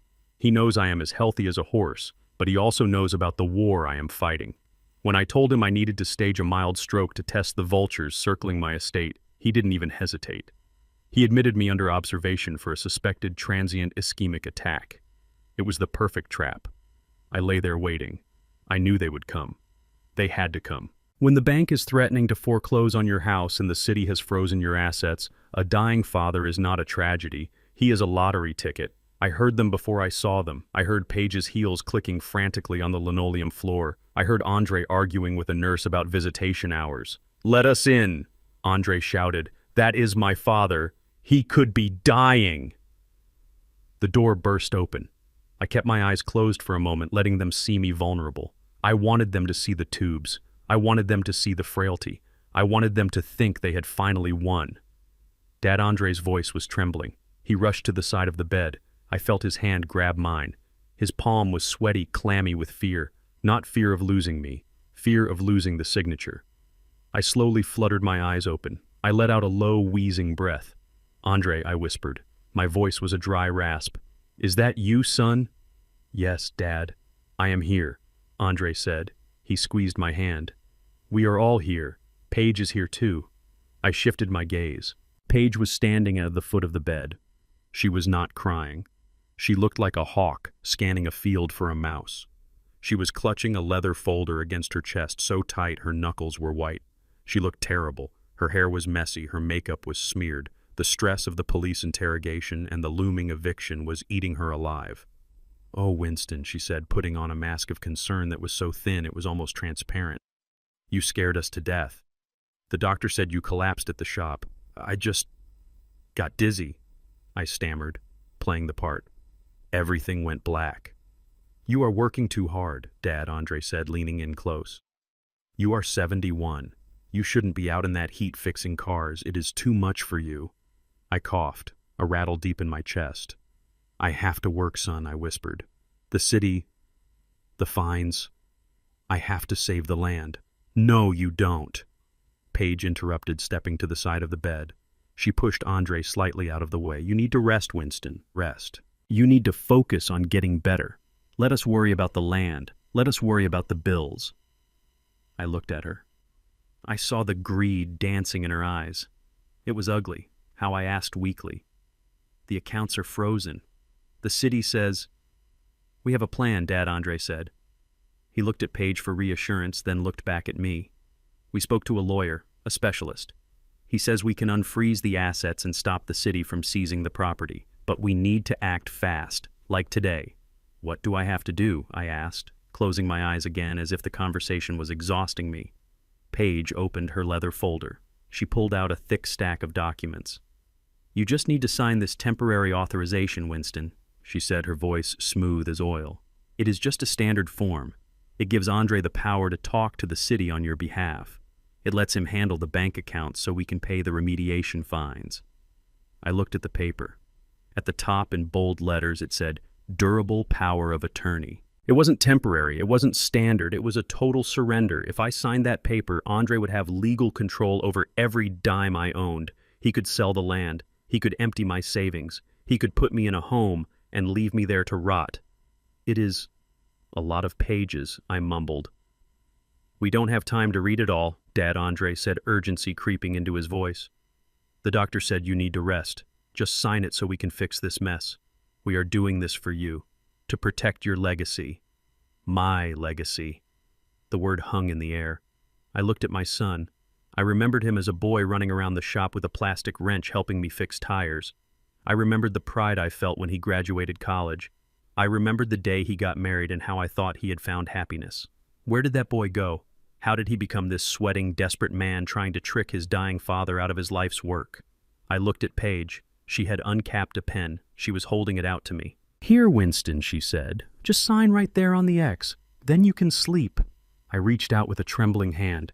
I took the pen. I let it hover over the paper. I saw them hold their breath. They were so close. They could taste the millions. They could see their debts disappearing. I lowered the pen. Then I stopped. I looked up at them. I let a single tear roll down my cheek. It wasn't fake. I was crying for the loss of the family I thought I had. I am disappointed in you, I whispered. Andre froze. What? I am disappointed, I repeated, my voice gaining a little strength. I raised you to be a man, Andre. I raised you to stand on your own 2 feet. And look at you. You are 42 years old and you are still waiting for me to bail you out. Dad, please don't start, Andre said, glancing nervously at the heart monitor. Not now. And you, Paige, I said, turning my gaze to her. You came into my house and insulted my wife. You called me an embarrassment. You tried to keep me from my grandson. And now you are here standing over my deathbed holding a contract. Winston, we are trying to help you. Paige snapped, her patience fraying. Just sign the damn paper, I took a deep breath. But, I sighed, blood is blood. You are my family. And if this is the end, if this is really my time to go, I shouldn't leave you with nothing. Andre exhaled. Thank you, Dad. Thank you. I knew you would understand. Paige smiled. It was a victorious, predatory smile. Just sign it, Winston. Do it for Malik. For Malik, I said softly. I put the pen to the paper. I started to write. My hand shook violently, making the signature jagged and messy. I signed my name. Paige snatched the paper away before the ink was even dry. She clutched it to her chest, closing her eyes in relief. We did it, she whispered to Andre. We got it. She quickly flipped through the pages to check the signature. She wanted to make sure it was legal. She wanted to see Winston Collier written in black and white. But as she looked at the page, her smile froze. Her eyes went wide. Her mouth opened, but no sound came out. What is it? Andre asked. Let me see. He looked over her shoulder. The document I had signed wasn't the power of attorney. While they were busy looking at the heart monitor, I had used a sleight of hand I learned from 40 years of card games in the shop. I had slid a different paper from under my pillow, a paper I had prepared with Dr. Harrison that morning. It was a hospital form, a standard anatomical gift form, Department of Donor Services. I, Winston Collier, hereby donate the following organs upon my death. And next to the checkbox for liver, I had written my name. "What is this?" Paige shrieked. "What the hell is this?" I sat up. I ripped the oxygen tube out of my nose. I pulled the heart monitor sensor off my finger. The beeping stopped, replaced by a long, flatline tone that I quickly silenced by hitting the off button. I swung my legs over the side of the bed. I stood up.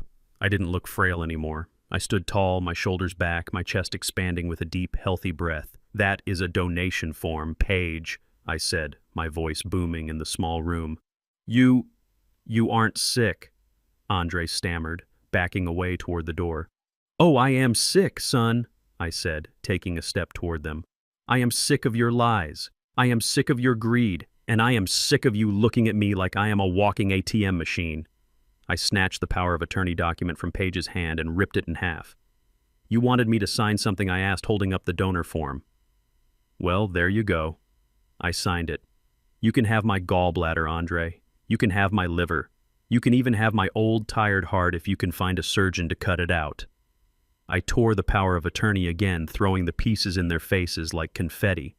"But you aren't getting my money, and you sure as hell aren't getting my land," Winston Paige screamed. She looked like she was having a breakdown. "You tricked us. You can't do this.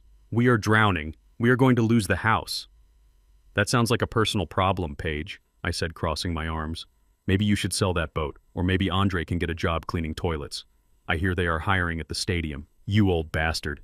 Paige lunged at me, her fingernails aiming for my face. Suddenly, the door flew open. "Get out!" It was Dr. Harrison. He was wearing his white coat and he looked furious. He wasn't acting. He had been listening from the hallway. "Dr. Harrison, you have to help us," Andre yelled. "My father is insane. He is having an episode. The only episode here is you harassment of my patient," Dr. Harrison said, stepping between me and Paige. "I have been monitoring his vitals. His blood pressure just spiked to dangerous levels because of you." He pointed to the door. "I am the chief of medicine at this hospital," Dr. Harrison said, his voice icy, "and I am ordering you to leave immediately. If you do not vacate this room in 10 seconds, I will call security and have you arrested for trespassing and creating a disturbance in a medical facility." "But we have rights," Paige yelled. "You have the right to remain silent," Dr. Harrison shouted. "Now get out." 2 large security guards appeared in the doorway behind the doctor. They looked ready to rumble. Andre grabbed Paige's arm. "Come on, Paige, we have to go." "No," Paige screamed, struggling against him. "He has the money, I know he has it." Andre dragged her out of the room. She was kicking and screaming, cursing my name, cursing the hospital, cursing the world. The guards followed them down the hall. We could hear Paige's screams fading away toward the elevators. I stood there in my hospital gown, breathing hard. Dr. Harrison closed the door. The silence returned to the room. He looked at me. He shook his head and smiled. "You are a cold son of a gun, Win," he said, "giving them your liver." That was cold. I sat back down on the bed. I felt tired now, real tired. The adrenaline was fading and the reality of what I had just done was settling in. "I just cut the last thread, Marcus," I said quietly. "They will never forgive me for this." Dr. Harrison walked over and poured me a cup of water. "They were trying to bury you, Win," he said. "You just dug yourself out." I took the water. My hand was shaking slightly. "They are homeless now," I said. "The bank will take the house next week." Dr. Harrison put a hand on my shoulder. "And that is when the real test begins," he said. "When they have nothing left, we will see who they really are." I nodded. I stood up and walked to the closet to get my clothes. My suit. The suit that cost $50,000. I put it on. I tied the tie. I looked in the mirror. I didn't see a dying man. I saw a man preparing for a funeral, the funeral of his son's ego. "I am checking out Marcus," I said. "Where are you going?" "I am going home," I said.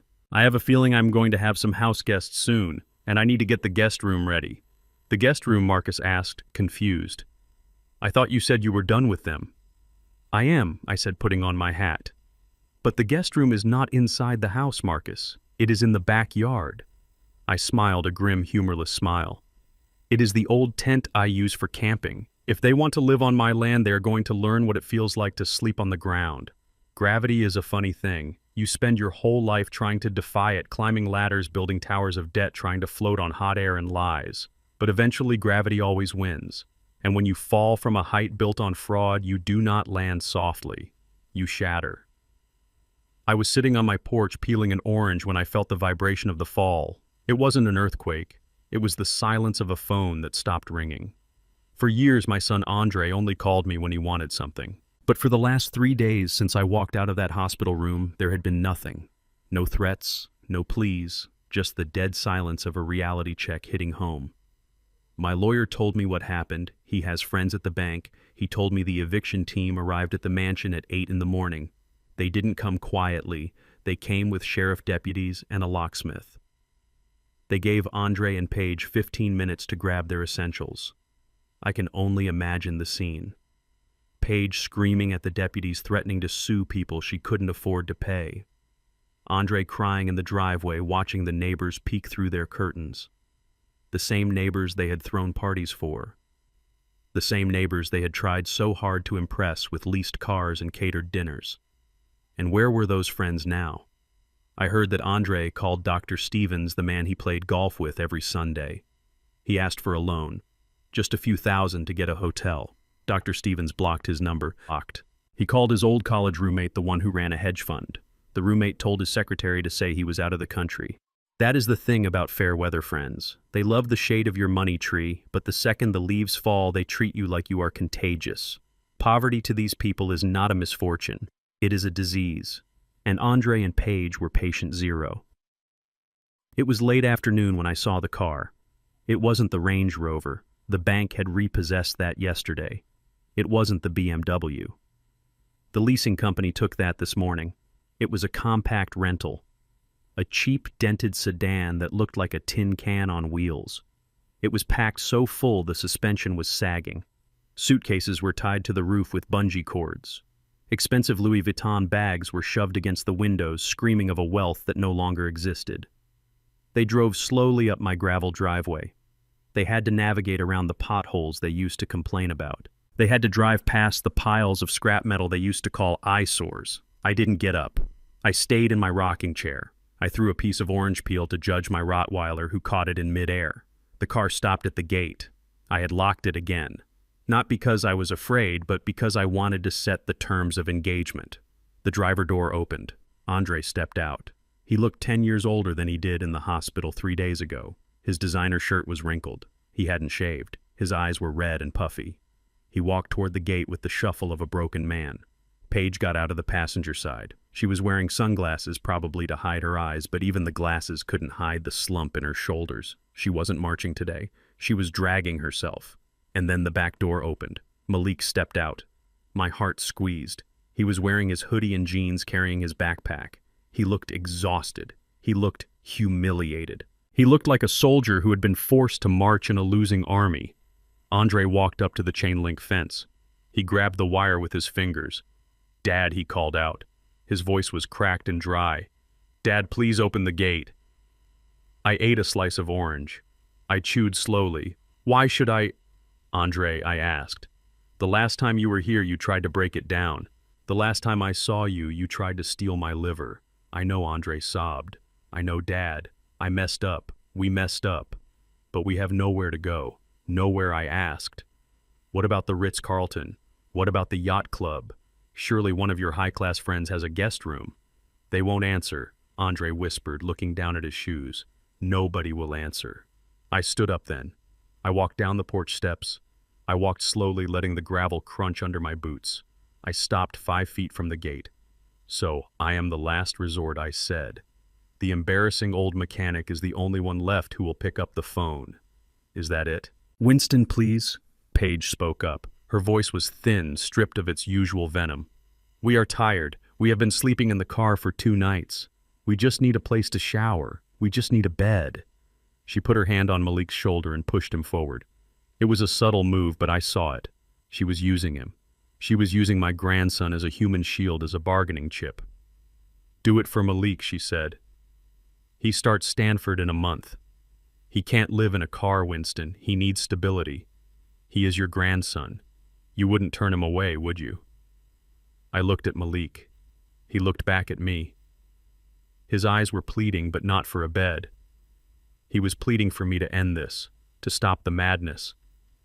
I reached into my pocket and pulled out the key to the padlock. I unlocked the chain. It rattled as it fell to the ground. Andre let out a sigh of relief that sounded like a tire deflating. Thank you, Dad. Thank you. I knew you wouldn't abandon us. He reached for the gate to push it open. Stop, I barked. Andre froze. I pushed the gate open just enough for one person to pass through. Malik, I said, get your bag. Come inside. Malik looked at his parents. Then he looked at me. He walked through the gate. I put my hand on his shoulder and pulled him close. He smelled like stale car air and fast food. Go into the house, son, I said gently. There is fresh lemonade in the fridge. Judge will keep you company. Malik nodded. He didn't look back. He walked up the porch steps and disappeared into the safety of my home. I turned back to Andre and Paige. I grabbed the gate and pulled it shut. I snapped the padlock back on. Click. Dad, Andre asked, his voice rising in panic. What are you doing? We need to come in too. I shook my head. Malik is welcome here, I said. Malik is innocent. He is a victim of your ego. But you two, you are not victims. You are the architects of your own disaster. Winston, be reasonable, Paige cried, grabbing the fence. We have no money. We have no home. The bank took everything. They didn't take your hands, I said. They didn't take your backs. You are healthy adults. Get a job. A job, Andre stammered. Dad, I am a marketing executive. Nobody is hiring right now. Then dig ditches, I said. Flip burgers, wash cars, do what I did for 40 years, do what you thought was beneath you. I turned to walk away. No, Dad, please. Andre fell to his knees. He actually fell to his knees in the dirt. My son, the man who wore Italian suits, the man who wouldn't touch a wrench because it was dirty. He was kneeling in the gravel, weeping like a child. Dad, I am begging you, he cried, tears streaming down his face, mixing with the dust. I am sorry. I am so sorry. I was wrong. You were right about everything. Just don't leave us on the street. It is going to rain tonight, please. I stopped. I looked at him. It was a pathetic sight, but it was also a necessary one. He had to break. He had to hit the absolute bottom before he could ever hope to climb back up. I looked at Paige. She wasn't kneeling, but she was crying. Her pride was finally broken. I took a deep breath. I pointed a finger toward the far corner of my property down past the workshop near the line of trees where the mosquitoes swarmed in the evening. There was an old canvas tent set up there. I used to use it for hunting 20 years ago. It was faded green, patched with duct tape, and smelled of mildew. It was sitting on hard, packed dirt. There was a garden hose nearby for water and a portable camping toilet I had dragged out of the shed. You see that? I asked. Andre looked. Paige looked. That is a 1995 Coleman tent, I said. It leaks a little when it rains hard. And the zipper sticks. What? Andre whispered. That is your guest room, I said, my voice hard as steel. Winston, you can't be serious, Paige gasped. You want us to sleep in a tent, like animals. I laughed. It was a short, sharp sound. Animals. No, Paige. Animals know how to build their own homes. You are parasites. You are and parasites take what they can get. I walked closer to the fence, looking down at my son. You wanted to live on my land, I said. You wanted to inherit my estate. Well, here it is. Welcome to the Collier estate. The rent is free. The food is whatever you can buy with the change in your pocket. And the bathroom is that blue bucket over there. Dad, Andre moaned. Please. The house is right there. Just let us sleep on the floor. No, I said. The house is for family. The house is for people who respect the name Collier. You lost that right when you forged my signature. You lost that right when you lied to my grandson. I pointed at the tent again. That is your level now, I said. That is the lifestyle you can afford. It is time you learned what it feels like to start from zero. I turned my back on them. Go set up your camp, I said over my shoulder. And Andre, don't make too much noise. I sleep early, and if I catch you near the main house, I will turn the sprinklers on. I walked up the steps to my porch. I heard the sound of the zipper on a Louis Vuitton bag being dragged through the gravel. I heard Paige sobbing softly. I heard Andre struggling to stand up. I walked into the house where Malik was drinking lemonade. "Is it done, Grandpa?" he asked. I looked out the window. I saw two figures dragging their expensive suitcases toward the ragged tent in the twilight. "It is just beginning, son," I said. I sat down in my chair. Tonight they would sleep on the hard ground. Tonight they would feel the cold. Tonight they would realize that a Rolex watch can't keep you warm and a Gucci bag can't keep the rain off your head. Gravity had finally done its work. They had landed. Now let us see if they could survive the impact. The first night in the tent broke their spirits, but the second night broke their backs. I watched from my kitchen window as the sun came up over the Georgia pines. The canvas of the old Coleman tent was sagging heavy with the morning dew. It was humid already, the kind of sticky southern heat that clings to your skin the moment you step outside. I sipped my coffee black and hot. Inside my house, the air conditioning was humming a soft lullaby. Malik was asleep in the guest room, wrapped in clean cotton sheets. Outside, his parents were waking up on the hard-packed dirt. I saw the tent flap unzip. Andre crawled out first. He looked like a man who had gone 10 rounds with a heavyweight boxer. His designer polo shirt was stained with sweat and dirt. His hair, usually gelled to perfection, was sticking up in wild tufts. He stood up and groaned, clutching his lower back. The ground does not forgive you when you have spent 40 years sleeping on orthopedic mattresses. Then Paige emerged. If Andre looked bad, Paige looked like a tragedy. Her silk pajamas were ruined. She had bug bites on her arms. Her mascara had run down her face during the night, leaving black streaks that made her look like a weeping raccoon. She looked around the yard, blinking in the harsh sunlight. She looked at the main house where she knew there were hot showers and soft towels. Then she looked at the green garden hose coiled by the spigot near the shed. I walked out onto the porch. Judge, my Rottweiler, trotted out with me and sat at the top of the steps. "Good morning, campers," I called out. Andre flinched. Paige just glared at me with pure hatred. "Dad," Andre croaked. His voice was raspy. "Dad, please. It was freezing last night. The zipper broke. The mosquitoes ate us alive. Can we just come in for 10 minutes? Just to use the bathroom. Just to wash our faces." I took a sip of coffee. "The bathroom is over there, son," I said, pointing to the blue camping toilet in the corner of the yard. "And the shower is right next to you." I pointed to the hose. "Winston, you are a monster," Paige screamed. Her voice was thin and hysterical. "I am not washing myself with a hose like a dog. I have sensitive skin. I need hot water." "Then you better start running in place, Paige," I said. "Friction creates heat." I turned to Andre. "Breakfast is in 20 minutes, I said. "But in this house, we don't eat for free. If you want food, you have to earn it." "Earn it?" Andre asked, rubbing his eyes. How? I walked down the steps. I threw a pair of coveralls at his feet. They were old, stained with grease, and smelled of hard work. "Put these on," I said. "Meet me in the shop." "I don't know how to fix cars, Dad." Andre whined. "I know," I said. "That is why you are not fixing them. You are cleaning up after the men who do." 10 minutes later, Andre walked into the shop. He was wearing the coveralls. They were too short for him, riding up at the ankles. He looked ridiculous, but he also looked hungry. "Here is your tool, son," I said. I handed him a toilet brush and a bucket of bleach water. "The employee bathroom hasn't been scrubbed in a week," I said. "And after that, the floor in Bay 3 has a hydraulic leak. I want it mopped until I can eat off it." Andre looked at the toilet brush. He looked at it like it was a radioactive isotope. "Dad, I have an MBA," he whispered. "I managed a marketing team of 50 people, and now you are managing a bucket of bleach," I said. "Dignity isn't in the title, Andre. Dignity is in the job well done. Now get to work." I sat on my stool and watched him. It was painful. I admit it.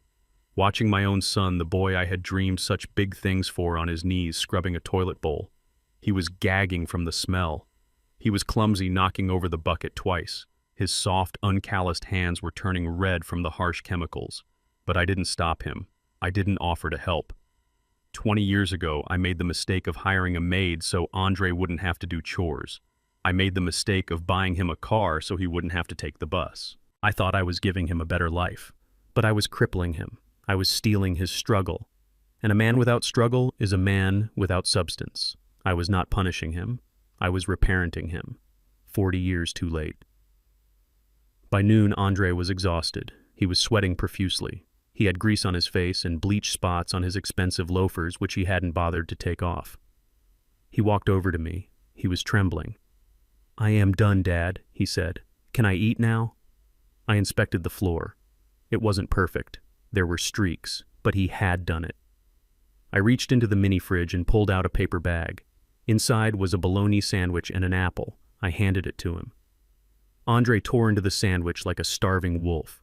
He didn't complain that it wasn't organic. He didn't ask for Grey Poupon. He ate the cheap processed meat and the white bread like it was filet mignon. "Tastes good?" I asked. He nodded his mouth full. "That is the taste of labor, son," I said. "Food always tastes better when you bought it with your own sweat." While Andre was eating, I looked at the security monitor mounted under my workbench. I had been keeping an eye on the yard. Paige had refused to work. She spent the morning sitting on a log, filing her nails and muttering to herself. But now she was moving. She saw that I was in the back of the shop with Andre. She saw that Malik was in the house reading. She stood up. She looked around furtively like a cat checking for dogs. She walked toward the shop. But she didn't come to the main bay doors where we were. She went around the side to the office entrance. The office door was unlocked. I left it unlocked on purpose. I watched on the screen as she slipped inside. My office is a small room cluttered with filing cabinets and stacks of manuals. It smells of old paper and tobacco. In the corner sits a large, heavy steel safe. It is an old model from the 50s, the kind bank robbers use to blow up in movies. Paige didn't look at the manuals. She went straight for the desk. She started opening drawers. She was frantic. Her hands were shaking as she rifled through my invoices, my tax returns, my parts orders. She was looking for something specific. She was looking for the money. She thought I was hiding millions. She thought I was a miser hoarding gold while they suffered. I watched her face on the grainy black and white screen. She looked desperate. Her eyes were wide, darting back and forth. Then she found it. I had left a folder on top of the desk. It was labeled Confidential, Blackwood Development. It was the contract I had signed with the developer Thomas Blackwood at the steakhouse, the joint venture agreement. Paige opened the folder. I saw her freeze. I saw her lean in closer. She was reading the numbers. Sale agreement, $10 million. Transfer of deed. Her hands started to shake uncontrollably. But this time it wasn't from fear. It was from excitement. It was the shake of an addict finding a vein. $10 million, she whispered. I could read her lips on the screen. She flipped to the back page. She saw my signature. She saw Blackwood's signature. She looked around the room. Her eyes landed on the steel safe in the corner. She put the pieces together in her twisted mind. She thought I had sold the land outright. She thought the deal was done. And because I didn't trust banks, she assumed the cash, the whole $10 million, or at least a big chunk of it, was sitting inside that iron box right now. A slow, terrifying smile spread across her face. It transformed her. She didn't look like the broken woman who had slept in a tent. She looked like a predator who had just found a wounded gazelle. She carefully closed the folder. She put it back exactly where she found it. She didn't steal it. She was too smart for that. If she took it, I would know. She backed out of the office. She slipped out the side door. I watched her walk back to the tent. She sat down on the log again. She picked up her nail file. But her body language had changed. She wasn't slumped over anymore. She was sitting straight. She was humming. I looked at Andre, who was finishing his apple core and all. He didn't know. He didn't know his wife had just found the map to the treasure. I felt a coldness in my gut. I had set the trap, but seeing her walk into it, seeing the raw, naked greed on her face made me sick. She wasn't going to use that money to help Andre. She wasn't going to use it to send Malik to college. She was going to take it and run. I knew what was coming next. She couldn't open that safe. She didn't know the combination, but she knew someone who could break things, or at least she knew someone she could manipulate into breaking things. Andre stood up, wiping crumbs from his mouth. "What do I do next, Dad?" he asked. I looked at him. I looked at the man who was slowly relearning how to be human. And I looked at the monitor where his wife was plotting his destruction. "Go clean the gutters, son," I said. "And Andre." "Yeah, Dad." "Watch your back," I said quietly. "The snakes are coming out of the grass." Andre looked confused, but he nodded and walked out to find the ladder. I sat there alone in the shop. I looked at the safe in the office. There was no money in there. Just a pile of old love letters from Rose and a broken pocket watch. But Paige didn't know that. Tonight she would make her move. Tonight she would prove exactly who she was. and I would be waiting. The moon was hidden behind a thick blanket of clouds, making the night air heavy and suffocating. It was the kind of darkness that felt physical, like a blindfold tied tight around your eyes.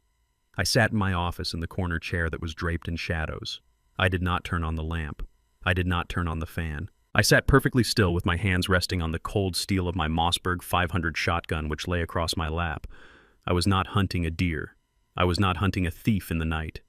I was hunting the last shred of hope I held for my son. I watched the security monitor. The screen glowed with a faint, ghostly green light. I saw the tent in the backyard. It was vibrating. I could not hear them from here, but I knew what they were saying. I knew the poison Paige was dripping into Andre's ear. $10 million, Andre. It is right there. It is our money. He stole it from you by hiding it. He wants us to suffer. I saw the tent flap unzip. Two figures emerged. They moved with the jerky, nervous energy of amateurs. Paige was leading. She was wearing dark clothes, moving in a crouch that looked ridiculous, like a bad spy movie. Andre followed her. He stopped twice, looking back at the main house, looking back at where his son Malik was sleeping peacefully. He hesitated. I saw him shake his head.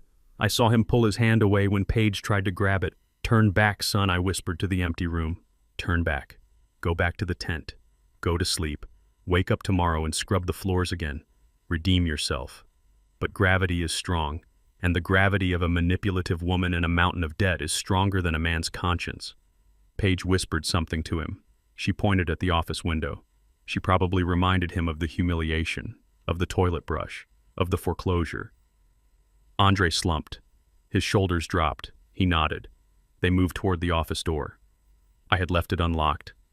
I wanted there to be no barrier. I wanted this to be a choice, not a challenge. The door handle turned slowly. It squeaked, a sound that tore through my heart. They slipped inside. I was sitting 10 feet away, deep in the corner behind a stack of filing cabinets. They did not see me. Their eyes were adjusted to the dark outside, and the office was pitch black. Paige turned on a small flashlight. She kept the beam low, aimed at the floor. "There it is," she hissed. The beam swept across the room and landed on the safe. The heavy iron box sat there silent and imposing. "Hurry," Paige whispered. "Drill the lock, just like you watched on the video." Andre fumbled with the canvas bag he was carrying. He pulled out my cordless drill. He pulled out a high-speed cobalt bit. He knelt in front of the safe. I watched my son. I watched the hands I had held when they were tiny and soft, now gripping a tool to rob me. He was sweating. I could smell it, the sour, pungent scent of fear. "I can't do this, Paige," he whispered. His voice was trembling. "This is Dad's safe. What if he wakes up? What if he comes in?" "He won't wake up," Paige snapped, holding the light steady. "He is old. He sleeps like the dead. And even if he does come in, what is he going to do? He is 71, Andre. You can take him." Andre flinched. "Take him? You mean fight him?" "I mean do what is necessary," Paige said, her voice cold as ice. "We are taking what is ours. That contract said $10 million, Andre. Do you know what we can do with 10 million? We can leave. We can go to Europe. We can forget this miserable tent and this miserable old man. Now drill." Andre placed the drill bit against the keyhole. He pulled the trigger. The high-pitched whine of the drill filled the room. It sounded like a scream, metal grinding against metal. I closed my eyes. Every revolution of that drill bit was severing a tie. The tie of fatherhood, the tie of trust, the tie of blood. He drilled for 5 minutes. He pushed hard, leaning his body weight into it. He was sweating profuse amounts, now drops falling onto the floor. "Got it," he gasped. The pin dropped. He grabbed the handle of the safe. He pulled. The heavy door creaked open. Paige gasped. She shoved Andre out of the way. She dropped to her knees in front of the open safe. She shone the flashlight inside, eager to see the stacks of cash, eager to see the bearer bonds, the gold bars, whatever fantasy she had concocted in her greedy mind. "Give it to me," she whispered, reaching inside. She pulled out the contents. It was not money. It was a small wooden box and a folded pile of fabric. She opened the box. She dumped it onto the floor.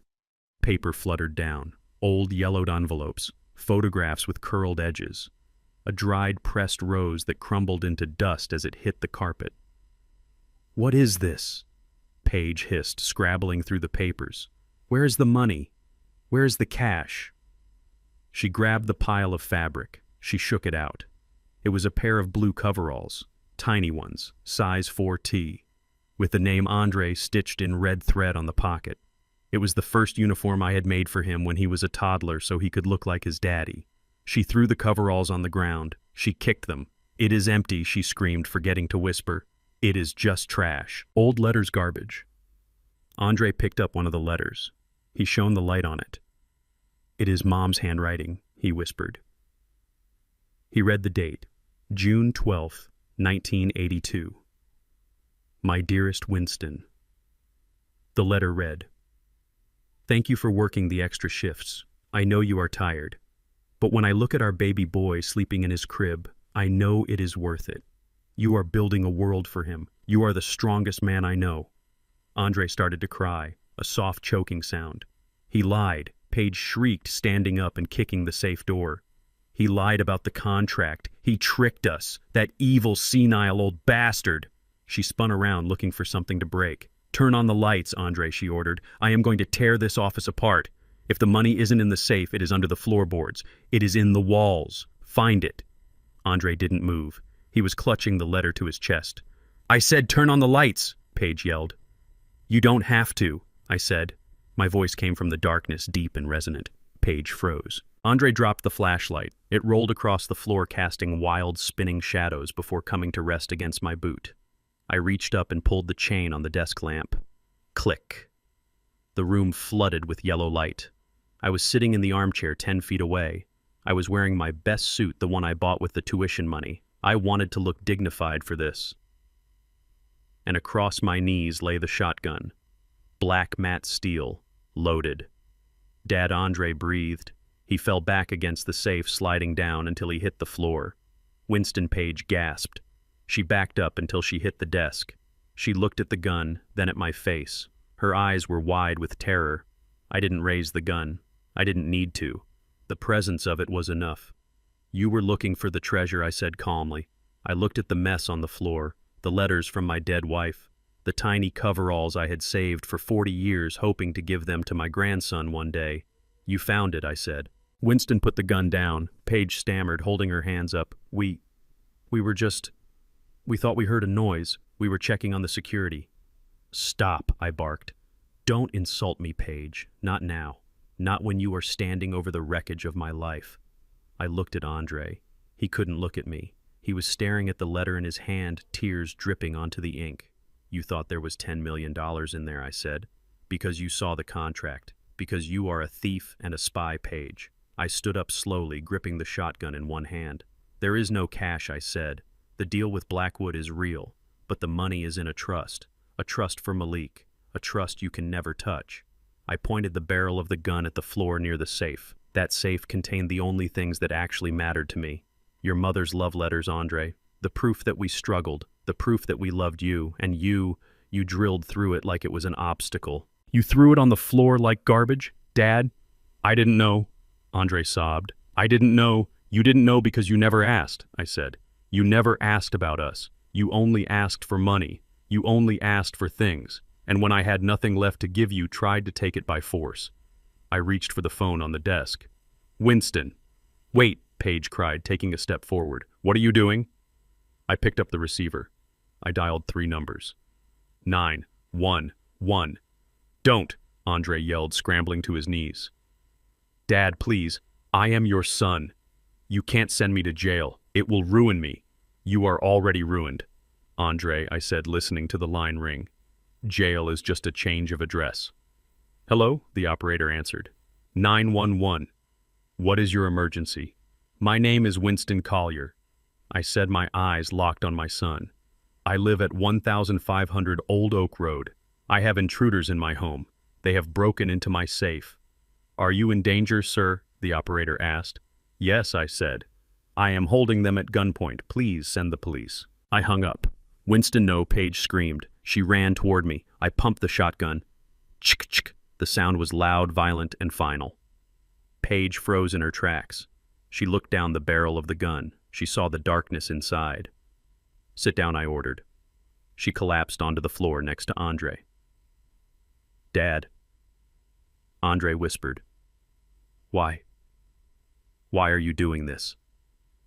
I looked at the tiny blue coveralls on the floor. The red thread was faded, but I could still read the name. Because I loved the boy who wore those clothes, I said, my voice breaking for the first time. I loved him more than my own life. But that boy is dead, Andre. You killed him. You killed him the day you let this woman call me a mongrel. You killed him tonight when you picked up that drill. I sat back down in the chair, keeping the gun trained on them. I am not your father anymore, I said. I am just the victim of a robbery, and you are just the criminals who got caught. We sat in silence. The only sound in the room was Andre's weeping, and the distant wail of sirens getting closer and closer, coming to take my family away. The red and blue lights of the police cruisers strobed against the walls of my living room, turning the family photos into a flickering horror movie. I sat in my armchair, the shotgun resting on my knees, unloaded, now waiting. The officers came in with their guns drawn, shouting commands, but I did not flinch. I just pointed a tired finger toward the corner where my son and his wife were huddled on the floor, sobbing. Get on the ground, the officer screamed. Hands behind your back, I watched as they manhandled Andre. They grabbed his wrists that had never done a day of hard labor, and twisted them behind his back. The sound of the handcuffs ratcheting shut was loud and metallic. Click, click, click. Dad Andre screamed as they hauled him up. His face was pressed against the carpet and snot was running from his nose. Dad, tell them. Tell them it is a mistake. I am your son. I live here. I stood up slowly. I handed my shotgun to the lead officer, a man I had known for 20 years named Sergeant Miller. It is no mistake, Sergeant, I said, my voice flat. They broke into my safe. They destroyed my property. But I am his son, Andre wailed as they dragged him toward the door. You cannot arrest your own son. I looked at him. I looked at the man who had stood by while his wife called me a mongrel. I looked at the man who had lied to my grandson. I do not have a son, I said. Not anymore. They dragged them out into the night. Paige was screaming threats about lawsuits, about knowing the mayor, about ruining everyone in that room. But the police did not care. To them, she was just another criminal caught in the act. I watched the squad cars pull away. The silence that followed was heavy. It was the silence of a house that had just been purged. I did not go to sleep. I sat in the dark for 2 hours drinking coffee. Then I put on my hat and drove to the county jail. The holding area smelled of pine sol and stale sweat. It is a smell that strips away your dignity the moment you walk through the door. I sat on a metal stool on one side of the thick plexiglass. A few minutes later, the door on the other side buzzed open. They brought them in. Both of them. They were still wearing their dark clothes from the robbery, but now they looked small. Andre was shaking uncontrollably. Paige looked furious, her makeup smeared her eyes, darting around the room like a trapped animal. They sat down. They were cuffed to the table. Dad Andre whispered, leaning toward the glass. Thank God you came. You have to drop the charges. This is insanity. I am looking at 5 years, Dad. Burglary. Attempted grand larceny. You have to stop this. I placed a manila envelope on the table. I did not open it. I just let it sit there between us. You broke into my home, Andre, I said. You drilled my safe. You desecrated your mother's letters. That is not a misunderstanding. That is a felony. We were desperate, Paige hissed. She was not begging yet. She was still trying to justify it. You pushed us to this, Winston. You hid the money. You made us live in a tent. What did you expect? I expected you to be human beings, I said. But I was wrong. I looked at Andre. He was crying again. He was always crying lately. Dad, please, he sobbed. I am your flesh and blood. You held me when I was a baby. You cannot send me to prison. I will die in there. I looked at him. I really looked at him. I tried to find the little boy who used to follow me around the shop. I tried to find the young man I sent to college, but they were gone. All that was left was this hollow shell of a man filled with greed and fear. You keep saying you are my son, I said, my voice low and vibrating with a pain I had suppressed for years. You use that word like a shield, like a get-out-of-jail-free card. I leaned closer to the glass. But my son is dead, I said. Andre flinched as if I had slapped him. What? My son died a long time ago, I said. He died the day he stood in my living room and watched his wife call his father a mongrel and did nothing. He died the day he lied to his own child about a graduation party because he was ashamed of my grease-stained hands. I pointed at him.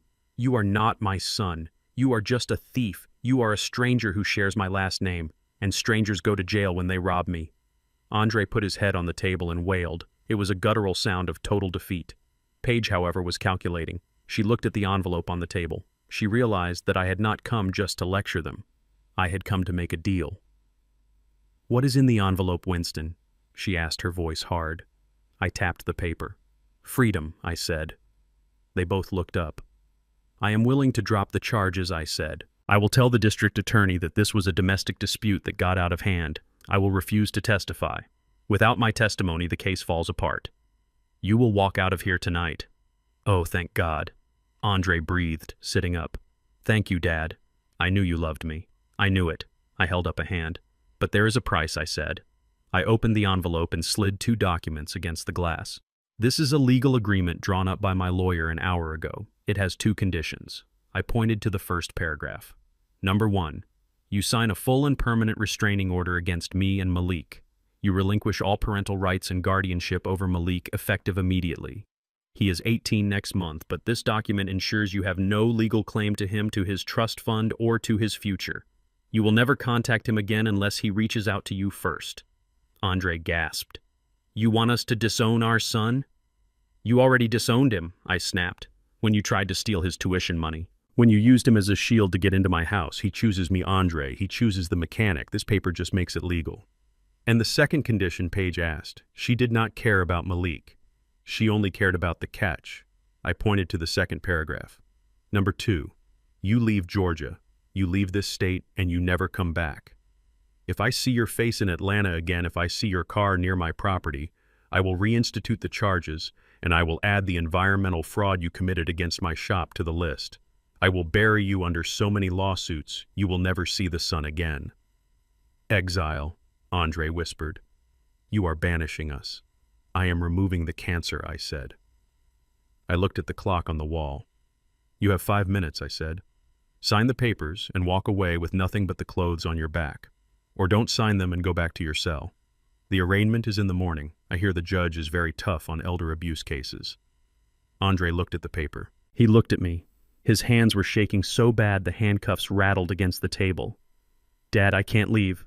This is my home. My friends are here. Your friends abandoned you," I said. "You have no home, Andre. You have no job. You have no money. You burned it all down. I can't sign away my son." He wept.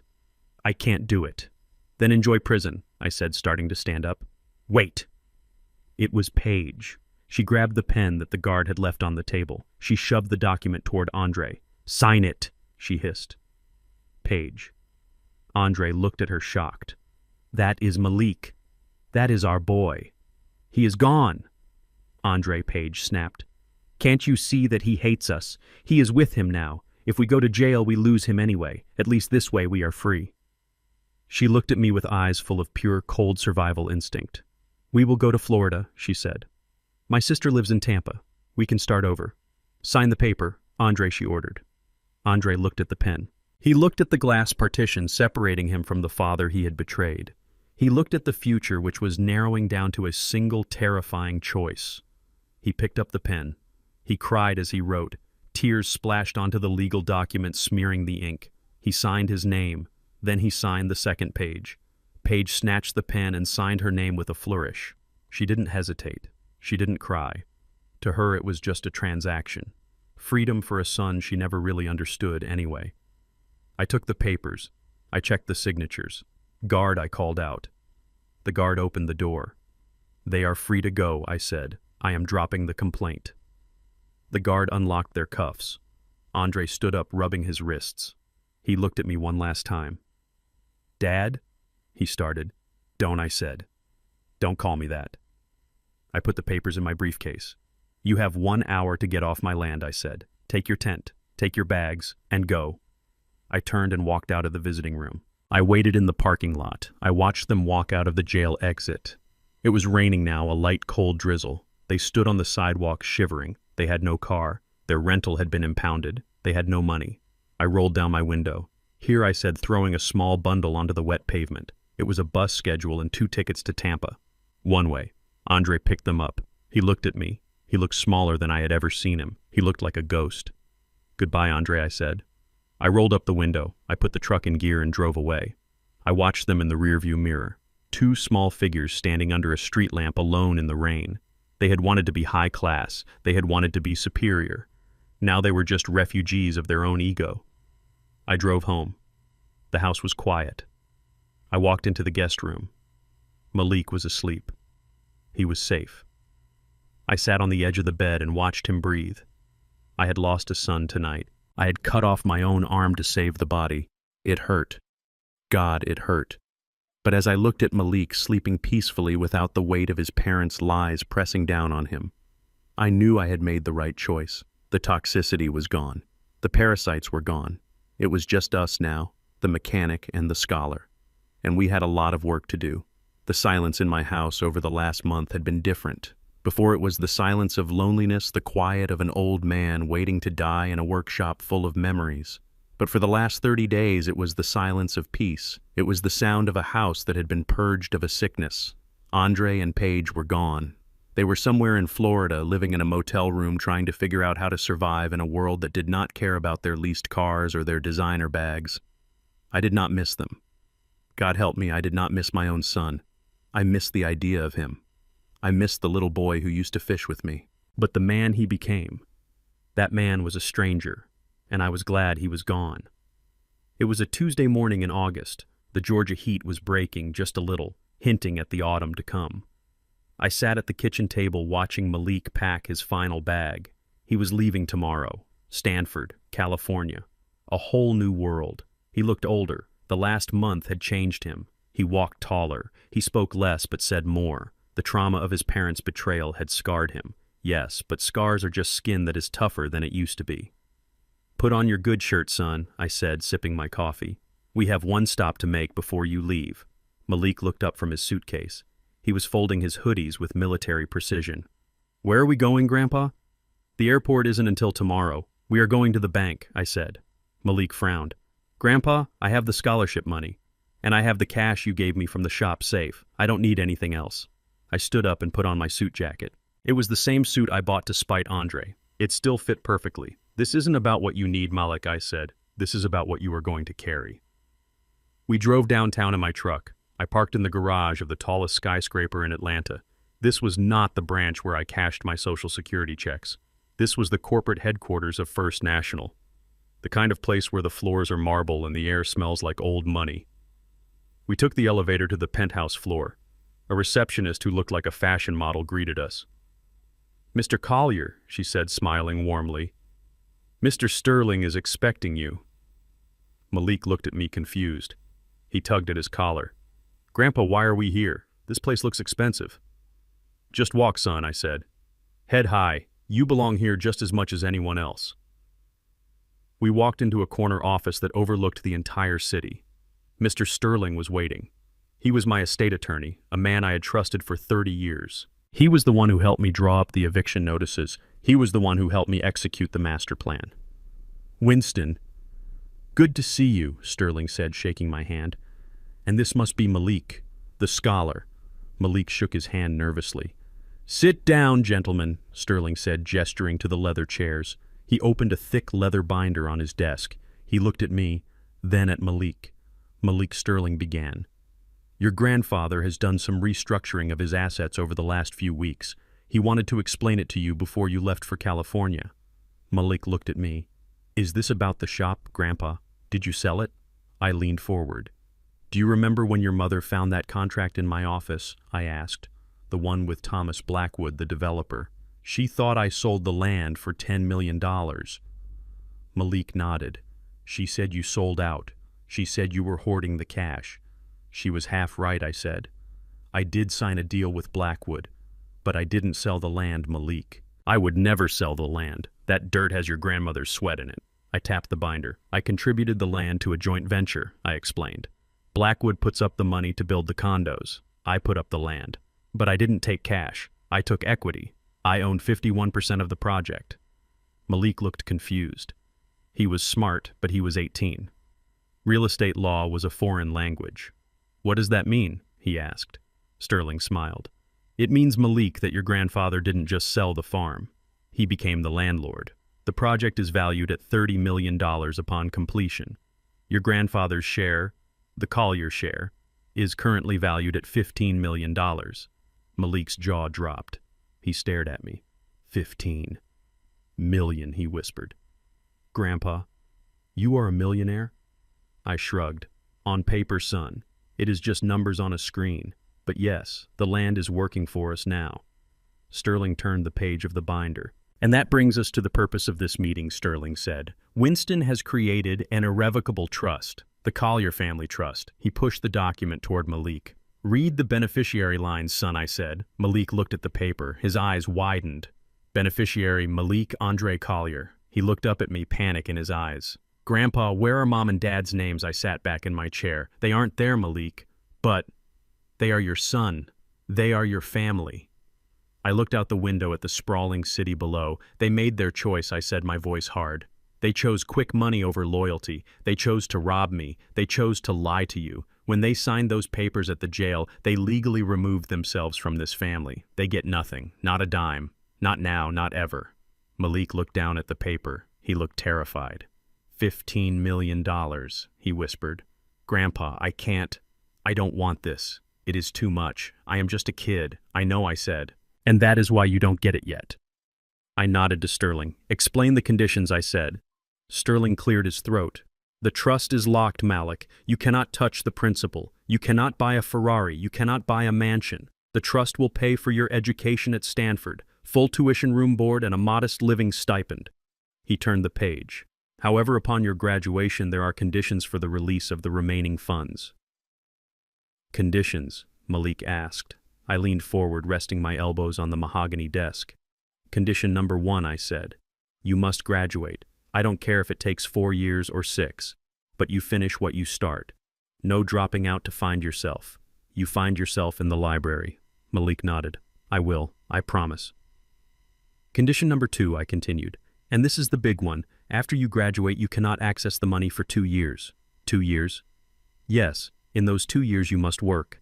And not at a hedge fund. Not at a marketing firm like your father. You must work in service, the Peace Corps, teach for America, or come back here and run the community center we are building. You have to spend 2 years helping people who have nothing." "Why?" Malik asked softly. "Because," I said, looking him dead in the eye, "wealth is a poison, Malik. It poisoned your father. He thought money made him better than other people. He thought it made him special. I want you to learn that money is just a tool. It is a hammer. You can use it to build a house, or you can use it to break a window. Before I hand you the hammer, I need to know you won't smash your own life with it." I pointed at his chest. "I want you to see poverty," I said. "Real poverty, not the kind your parents pretended to have in that tent. I want you to see people who work 3 jobs to feed their kids. I want you to understand the value of $1 before you get 15 million of them." Malik sat there in silence. He was processing it. Most kids his age would be angry. They would want the Lamborghini now. But Malik was a Collier. He was my grandson. He looked at the papers. He took a deep breath. "I accept," he said. He picked up the pen. "I will make you proud, Grandpa. I won't turn into them." "I know you won't," I said. He signed the document. We walked out of the bank an hour later. Malik was quiet on the ride home. He was carrying a heavy weight now, the weight of legacy. When we pulled into the driveway of the shop, the sun was setting. The orange light hit the tin roof, making it glow. I parked the truck. "You hungry?" I asked. "I can make some chili." Malik smiled. "Your chili is the best." We walked up the porch steps. Judge was barking, greeting us. But then I stopped. Lying on the doormat right in front of the door was a thick envelope. It wasn't a bill. It wasn't a flyer. It was a courier packet. Heavy. Official. My stomach tightened. I knew that shape. I knew that color. I picked it up. The return address was a law firm I didn't recognize. Salinger and Associates. I ripped it open. I pulled out the letter. "Dear Mr. Collier, we represent Mrs. Paige Collier and Mr. Andre Collier in the matter of the estate of Winston Collier." I laughed. A bitter, dry sound. The estate, I wasn't even dead yet. I read on. Our clients allege that the documents signed on July 14th at the Fulton County Jail were obtained under duress and coercion.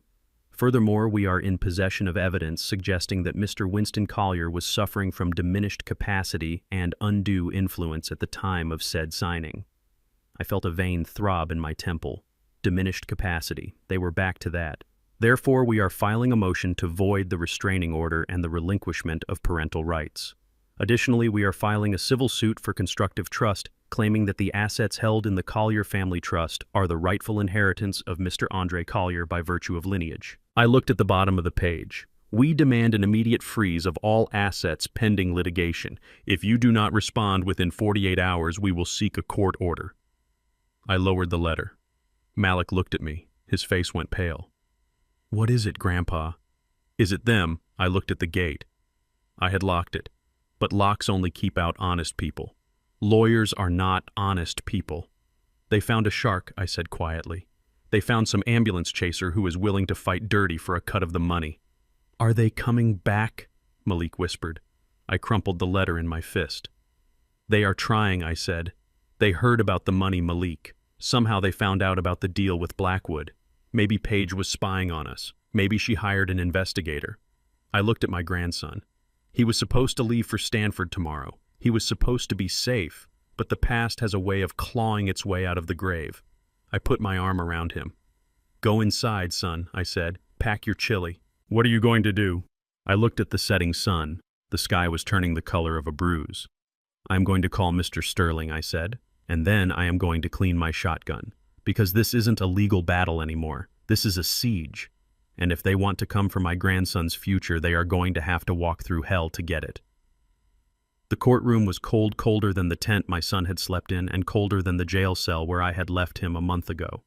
The air conditioning hummed with a low mechanical drone that did nothing to mask the smell of desperation coming from the plaintiff's table. I sat alone at the defendant's table. I did not hire a lawyer.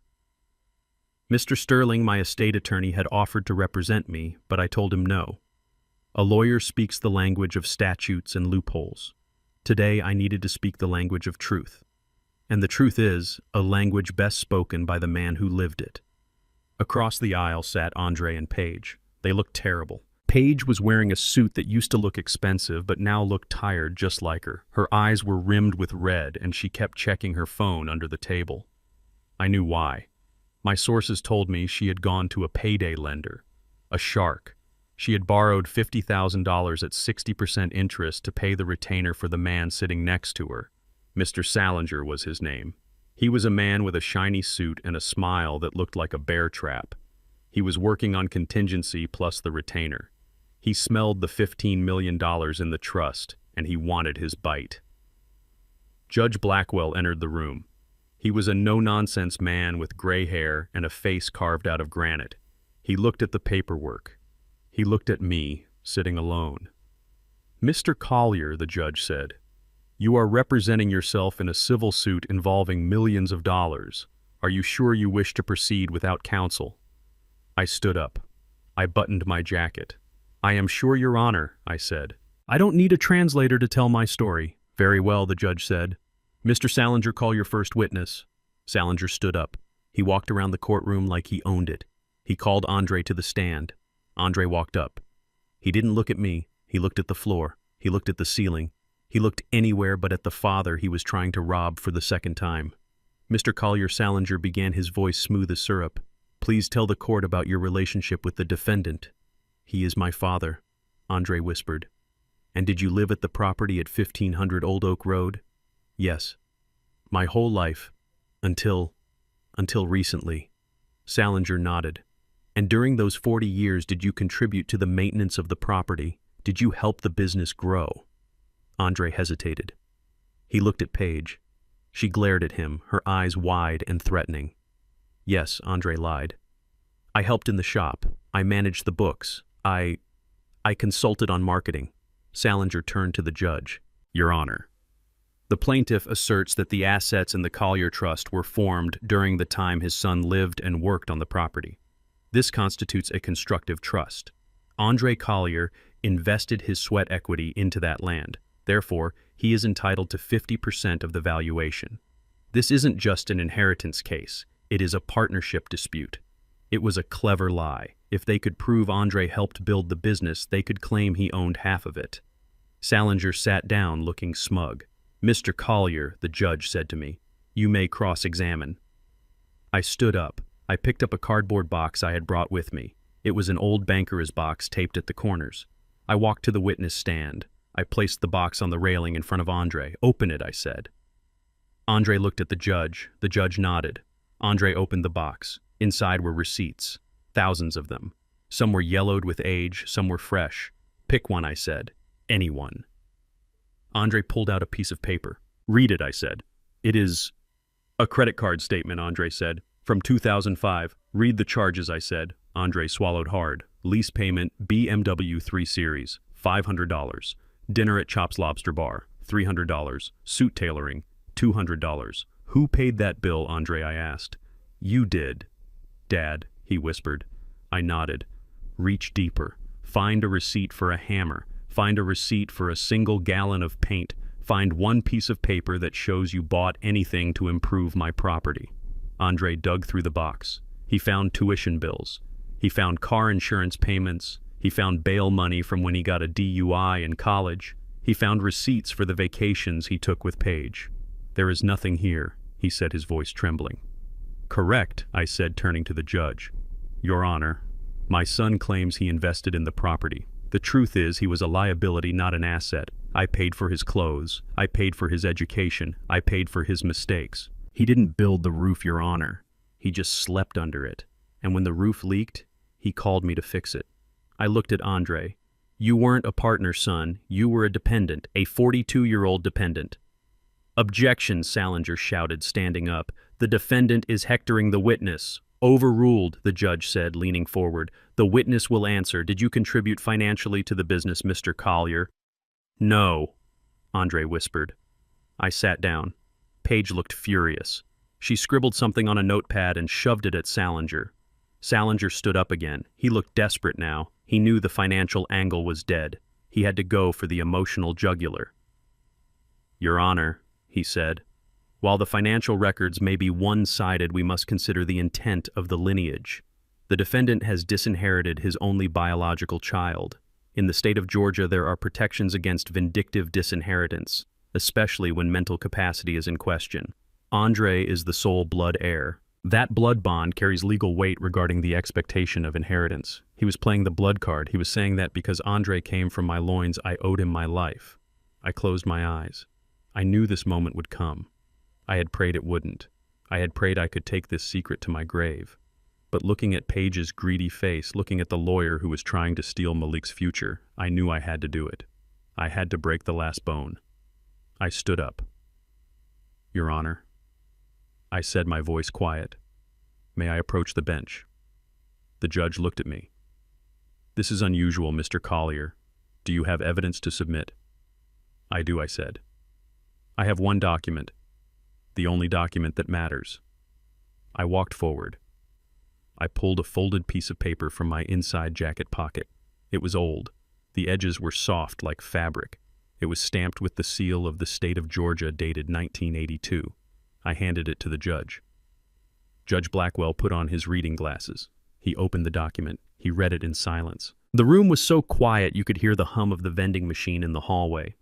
The judge's eyebrows went up. He looked at me with a new expression. It wasn't pity. It was profound respect. "Mr. Salinger," the judge said, "have you seen this?" "No, Your Honor," Salinger said. The judge handed the paper to the bailiff. "Show it to the plaintiff." The bailiff walked over to the table. He placed the paper in front of Andre. Andre looked down. I watched his face.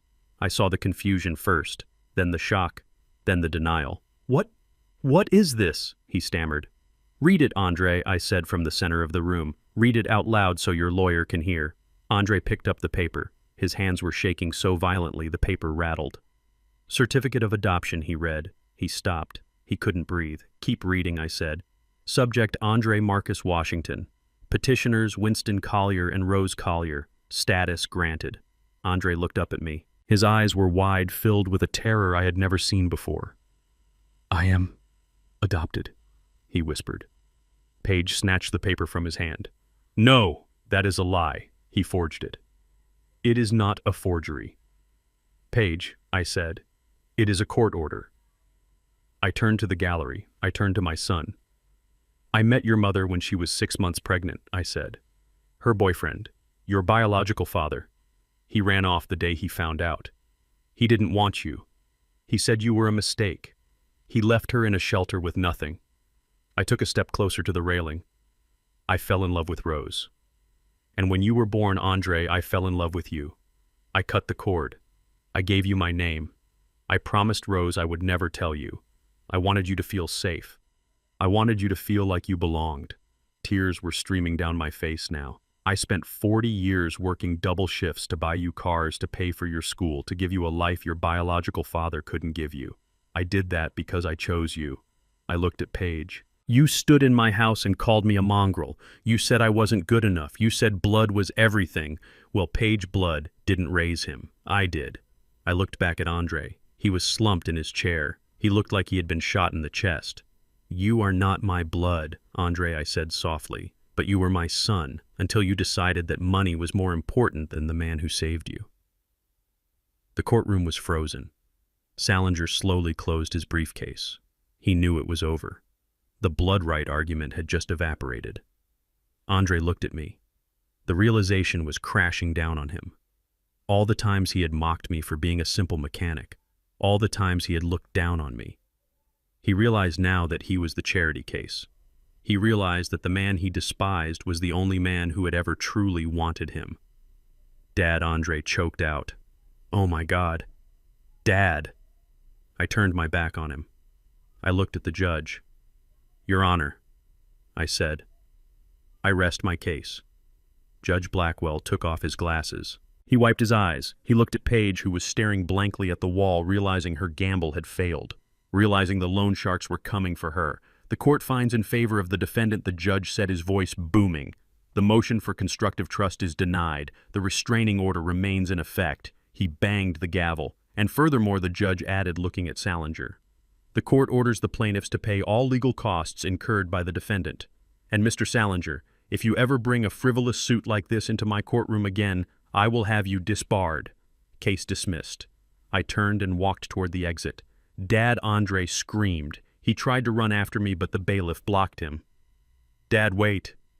I didn't know. I stopped at the heavy wooden doors. I looked back. Andre was on his knees again, just like in the driveway. But this time he wasn't crying for money. He was crying for his soul. You didn't know because you never looked, I said. I pushed the doors open. I walked out into the hallway. The air was cooler here. I leaned against the wall and took a deep breath. It was done. The final secret was out. I had won. But as I listened to the muffled sobs of the man I had raised coming from behind the closed doors, I realized that victory doesn't feel like happiness.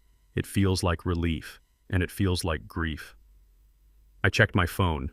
I had a text from Malik. I am at the airport, Grandpa. Boarding in 20 minutes. I typed back, fly safe, son. The storm is over. I put the phone in my pocket. I straightened my tie. I walked out of the courthouse and into the sunlight. Andre and Paige had a debt to pay now. To the court, to the lawyers, and to the truth. I had a truck to drive. And for the first time in 40 years, I had nothing to hide. They say rats are the first to jump off a sinking ship. But Paige didn't just jump. She set the ship on fire on her way out just to make sure Andre drowned. We walked out of that courtroom and the ink on the judgment wasn't even dry before she made her move. I wasn't there to see it, but the grapevine in Atlanta is short and efficient. I heard it happened in the parking lot of the courthouse. Andre was standing there, still holding the adoption certificate that proved I had chosen him, that proved I had loved him more than biology ever could. He reached out for his wife's hand. He needed comfort. He needed a partner to help him navigate the wreckage of his life. But Paige didn't take his hand. She slapped it away. She looked at him with eyes that were cold enough to freeze hell over. She told him he was a fraud. She told him he was damaged goods. She said she didn't sign up to be the wife of a bastard child with no inheritance. She didn't scream. She didn't cry. She just calculated. She realized Andre was now a liability with a negative net worth. She served him with divorce papers the next morning. She had them ready. She had been planning her exit strategy since the day I pretended to have a stroke. She left him with nothing. No car, no money. She even took the luggage. She hopped on a plane to Miami 3 days later. Rumor has it she found a new target, a cryptocurrency investor who promised her the moon. She thought she had upgraded. She thought she was back in the high life. But karma has a sense of humor. The investor turned out to be a con artist. He drained her bank account, stole her identity, and left her stranded in a hotel room with a maxed-out credit card.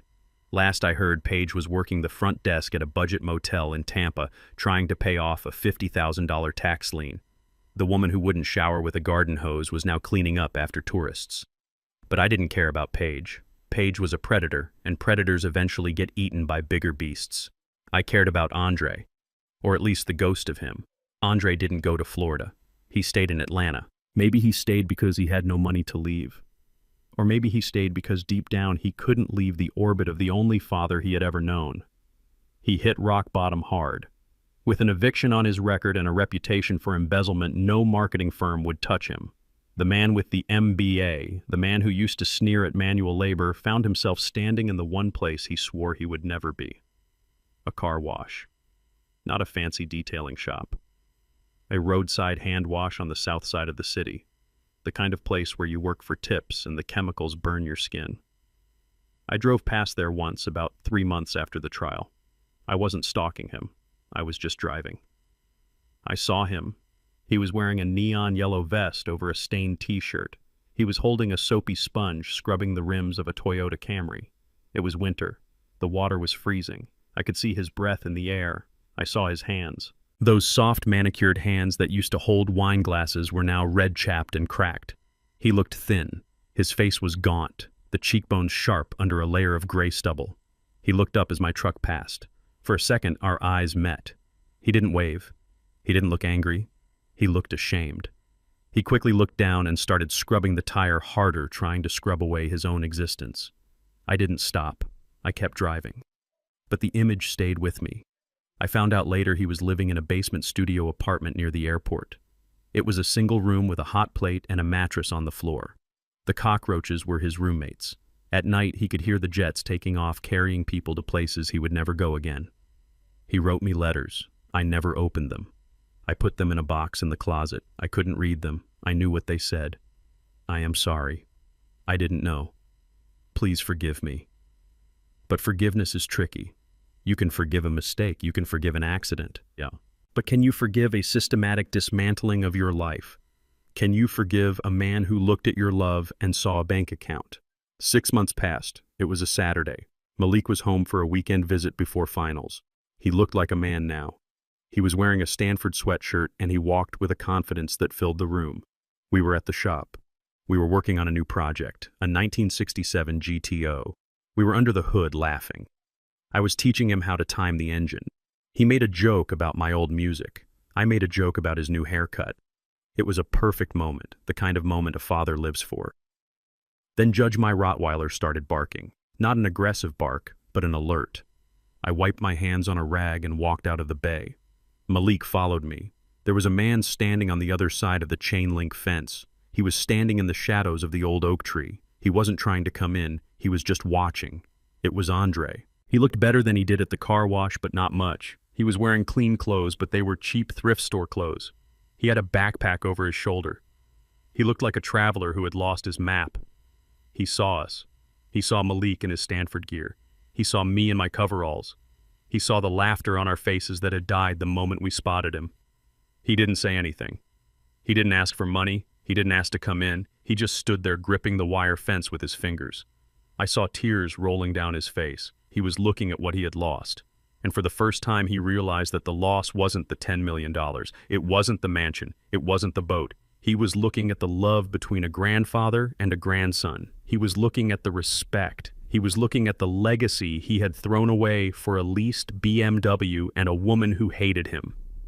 He realized that he was the orphan now, not because of biology, but because of his choices. He had a father who chose him, and he had rejected that choice. Malik took a step forward. "Dad," he whispered. I put a hand on Malik's chest. I didn't push him back, but I stopped him. "Let him be son," I said quietly. Andre looked at Malik. He raised his hand slowly and gave a small, sad wave. It was a wave of goodbye, a wave of apology. Then he looked at me. His eyes were pleading. They were begging for a nod, a smile, anything that said, "It is okay, come home." My heart hammered in my chest. Every instinct of a father screamed at me to open the gate, to bring him in, to feed him, to fix him. That is what I had done for 40 years. I fixed things. But I remembered the drill. I remembered the safe. I remembered the way he stood silent while his wife spat on my name. I remembered that some things cannot be fixed. Some parts are too broken to be salvaged. If you try to use them, they just break the whole machine again. I looked at my son. I looked at the man I had adopted, the man I had loved. And I made my choice. I didn't nod. I didn't smile. I slowly, deliberately turned my back on him. I faced the shop. I faced the work. I faced the future. Grandpa Malik whispered, "He is crying." I know I said my voice thick with grief, but tears don't wash away ink, Malik, and they don't wash away betrayal. I heard footsteps crunching on the gravel, slow, heavy footsteps walking away. I didn't look back. I couldn't look back. If I looked back, I might crumble, and I needed to be stone. I needed to be the foundation for the boy standing next to me. We stood there in silence until the footsteps faded away. I picked up a wrench. It felt heavy in my hand. "Come on, son," I said. "Let's get this engine running." Malik looked at the empty road where his father had vanished. Then he looked at me. He understood. He understood that love has boundaries. He understood that dignity has a price. He nodded. "Okay, Grandpa." We went back to work. But that night as I lay in bed, I stared at the ceiling for a long time. I didn't cry. I had no tears left. I just listened to the silence of the house. It was a peaceful silence. But it was cold. I had won the war. I had saved my estate. I had saved my grandson. But as I closed my eyes, I saw Andre standing at that fence, holding onto the wire like a prisoner looking at freedom. I saved everything, except him. And I would have to live with that every day for the rest of my life. Time is a mechanic that never stops working. It sands down your edges. It tightens your joints until they creak. And it paints your hair with the color of ash. 4 years had passed since I walked out of that courtroom. 4 years since I signed the deal with Blackwood. 4 years since I sent my grandson to California with a promise and a one-way ticket. I sat in the front row of the Stanford Stadium. The California sun was different from the Georgia sun. It was brighter, sharper, and it didn't carry the weight of humidity. It felt like gold dust settling on my shoulders. I was wearing the suit. The navy blue Italian wool suit with the silk lining. The same suit I had bought with Malik's tuition money despite his father. Back then, this suit was armor. It was a weapon of war. But today, it was just a suit. It hung a little looser on me now. I had lost weight. My doctor, Marcus Harrison, told me my heart was tired. He told me to slow down, but I told him a car does not stop running until the gas tank is empty, and I still had a few miles left. I looked around the stadium. It was a sea of black caps and gowns, thousands of young people ready to conquer the world. Parents were cheering, blowing air horns, holding signs. I saw wealthy men in linen suits checking their watches. I saw mothers wiping tears with expensive handkerchiefs.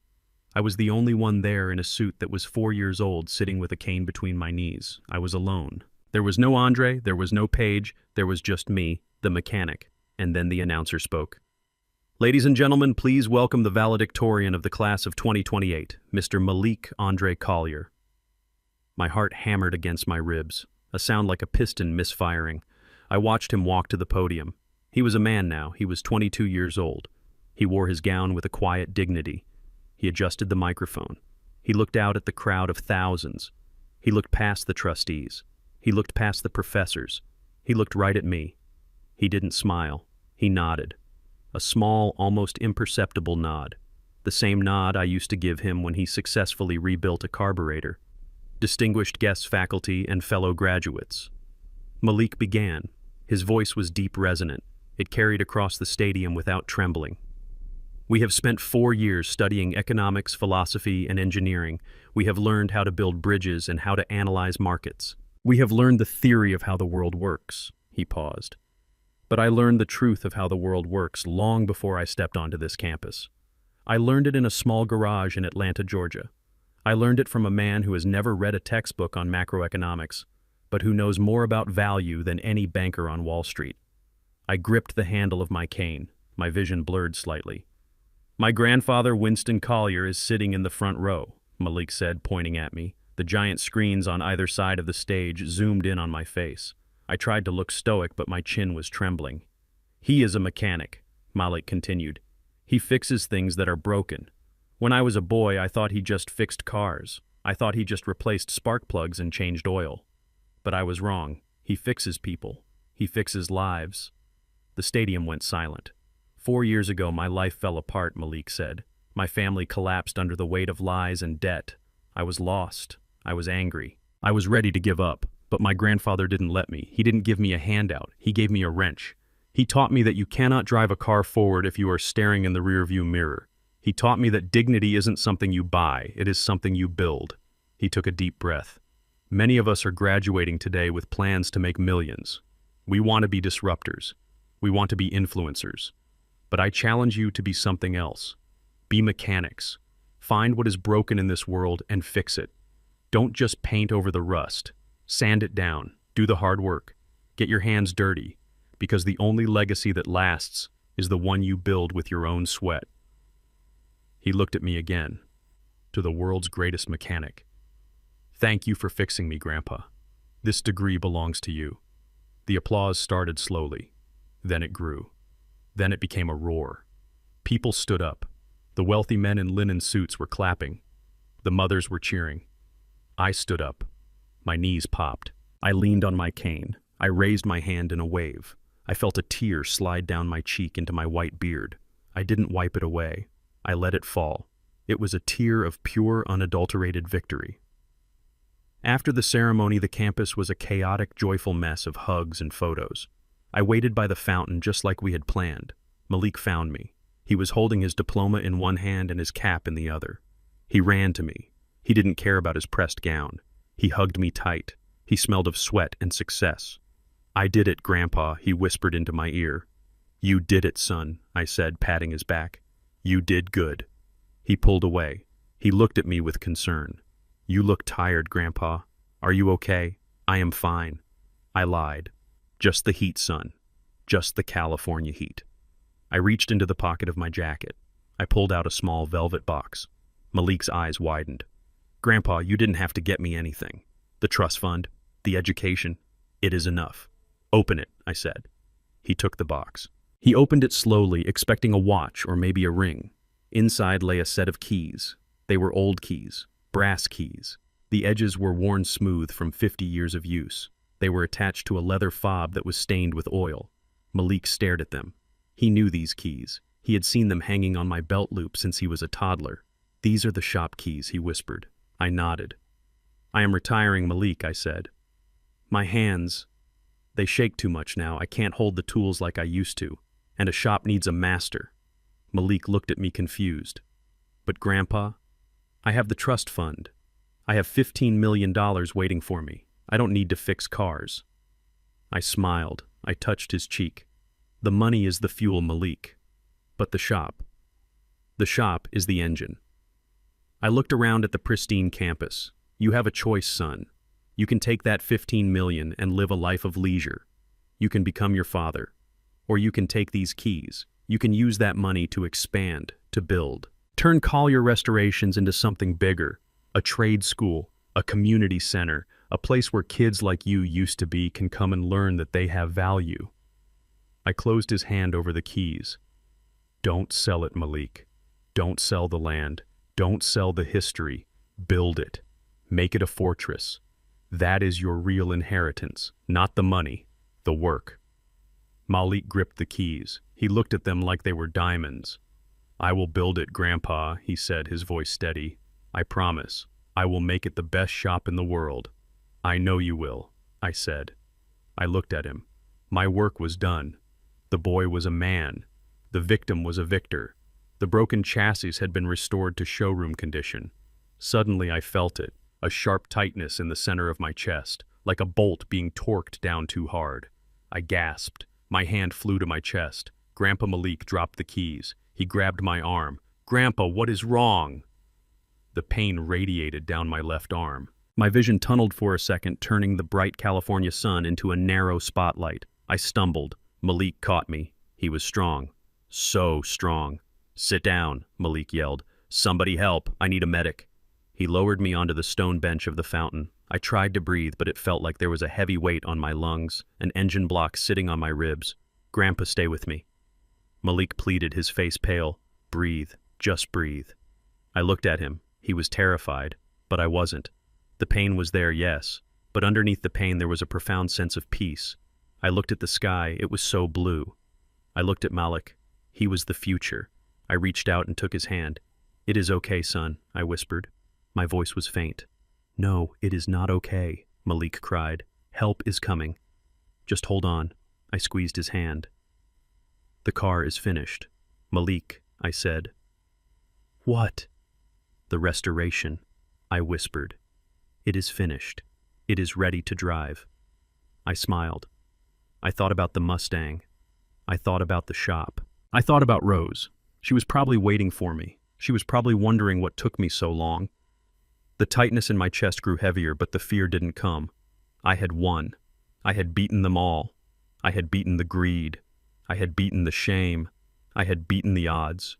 And I was leaving behind something that could not be stolen or foreclosed on. I closed my eyes. I heard Malik's voice calling me from far away. I heard the sirens, but they were just background noise. The engine was cooling down. The race was over. And as the darkness closed in around the edges of my mind, I didn't feel death. I felt like I was finally going home. My grandfather, Winston Collier, did not die in that hospital in California.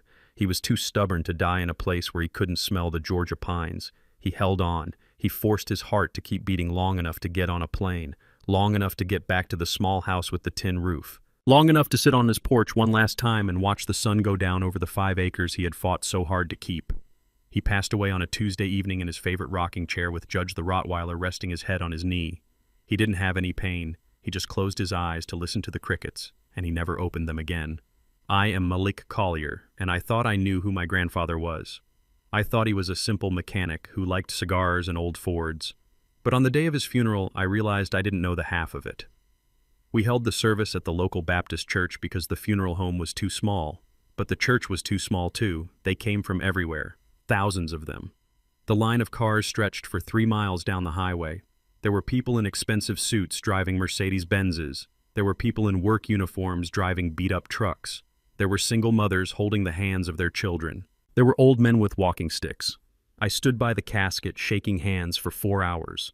One woman told me Winston had fixed her brakes for free when she couldn't afford to get to her nursing job. A man told me Winston had given him a set of tires so he could drive to a job interview which launched his career. A city councilman told me Winston had quietly paid the property taxes for a widow down the street so she wouldn't lose her home. He never told anyone. He never bragged. He just fixed things. He wasn't just fixing cars. He was fixing the world one broken person at a time. I looked out at the sea of faces, and I realized something profound. My parents, Andre and Paige, had spent their whole lives trying to be important. They chased status. They chased fame. And when they left Atlanta, nobody noticed. My grandfather chased nothing but excellence and truth. And the whole city stopped to mourn him. As the crowd began to disperse toward the cemetery, I saw a solitary figure standing under the shade of an old oak tree at the edge of the churchyard. He was wearing a cheap black suit that didn't fit him well. He looked older than his years. His hair was graying and his shoulders were slumped. It was my father, Andre. He didn't come close. He knew he lost that right. He stood in the shadows watching the casket being loaded into the hearse. He was weeping.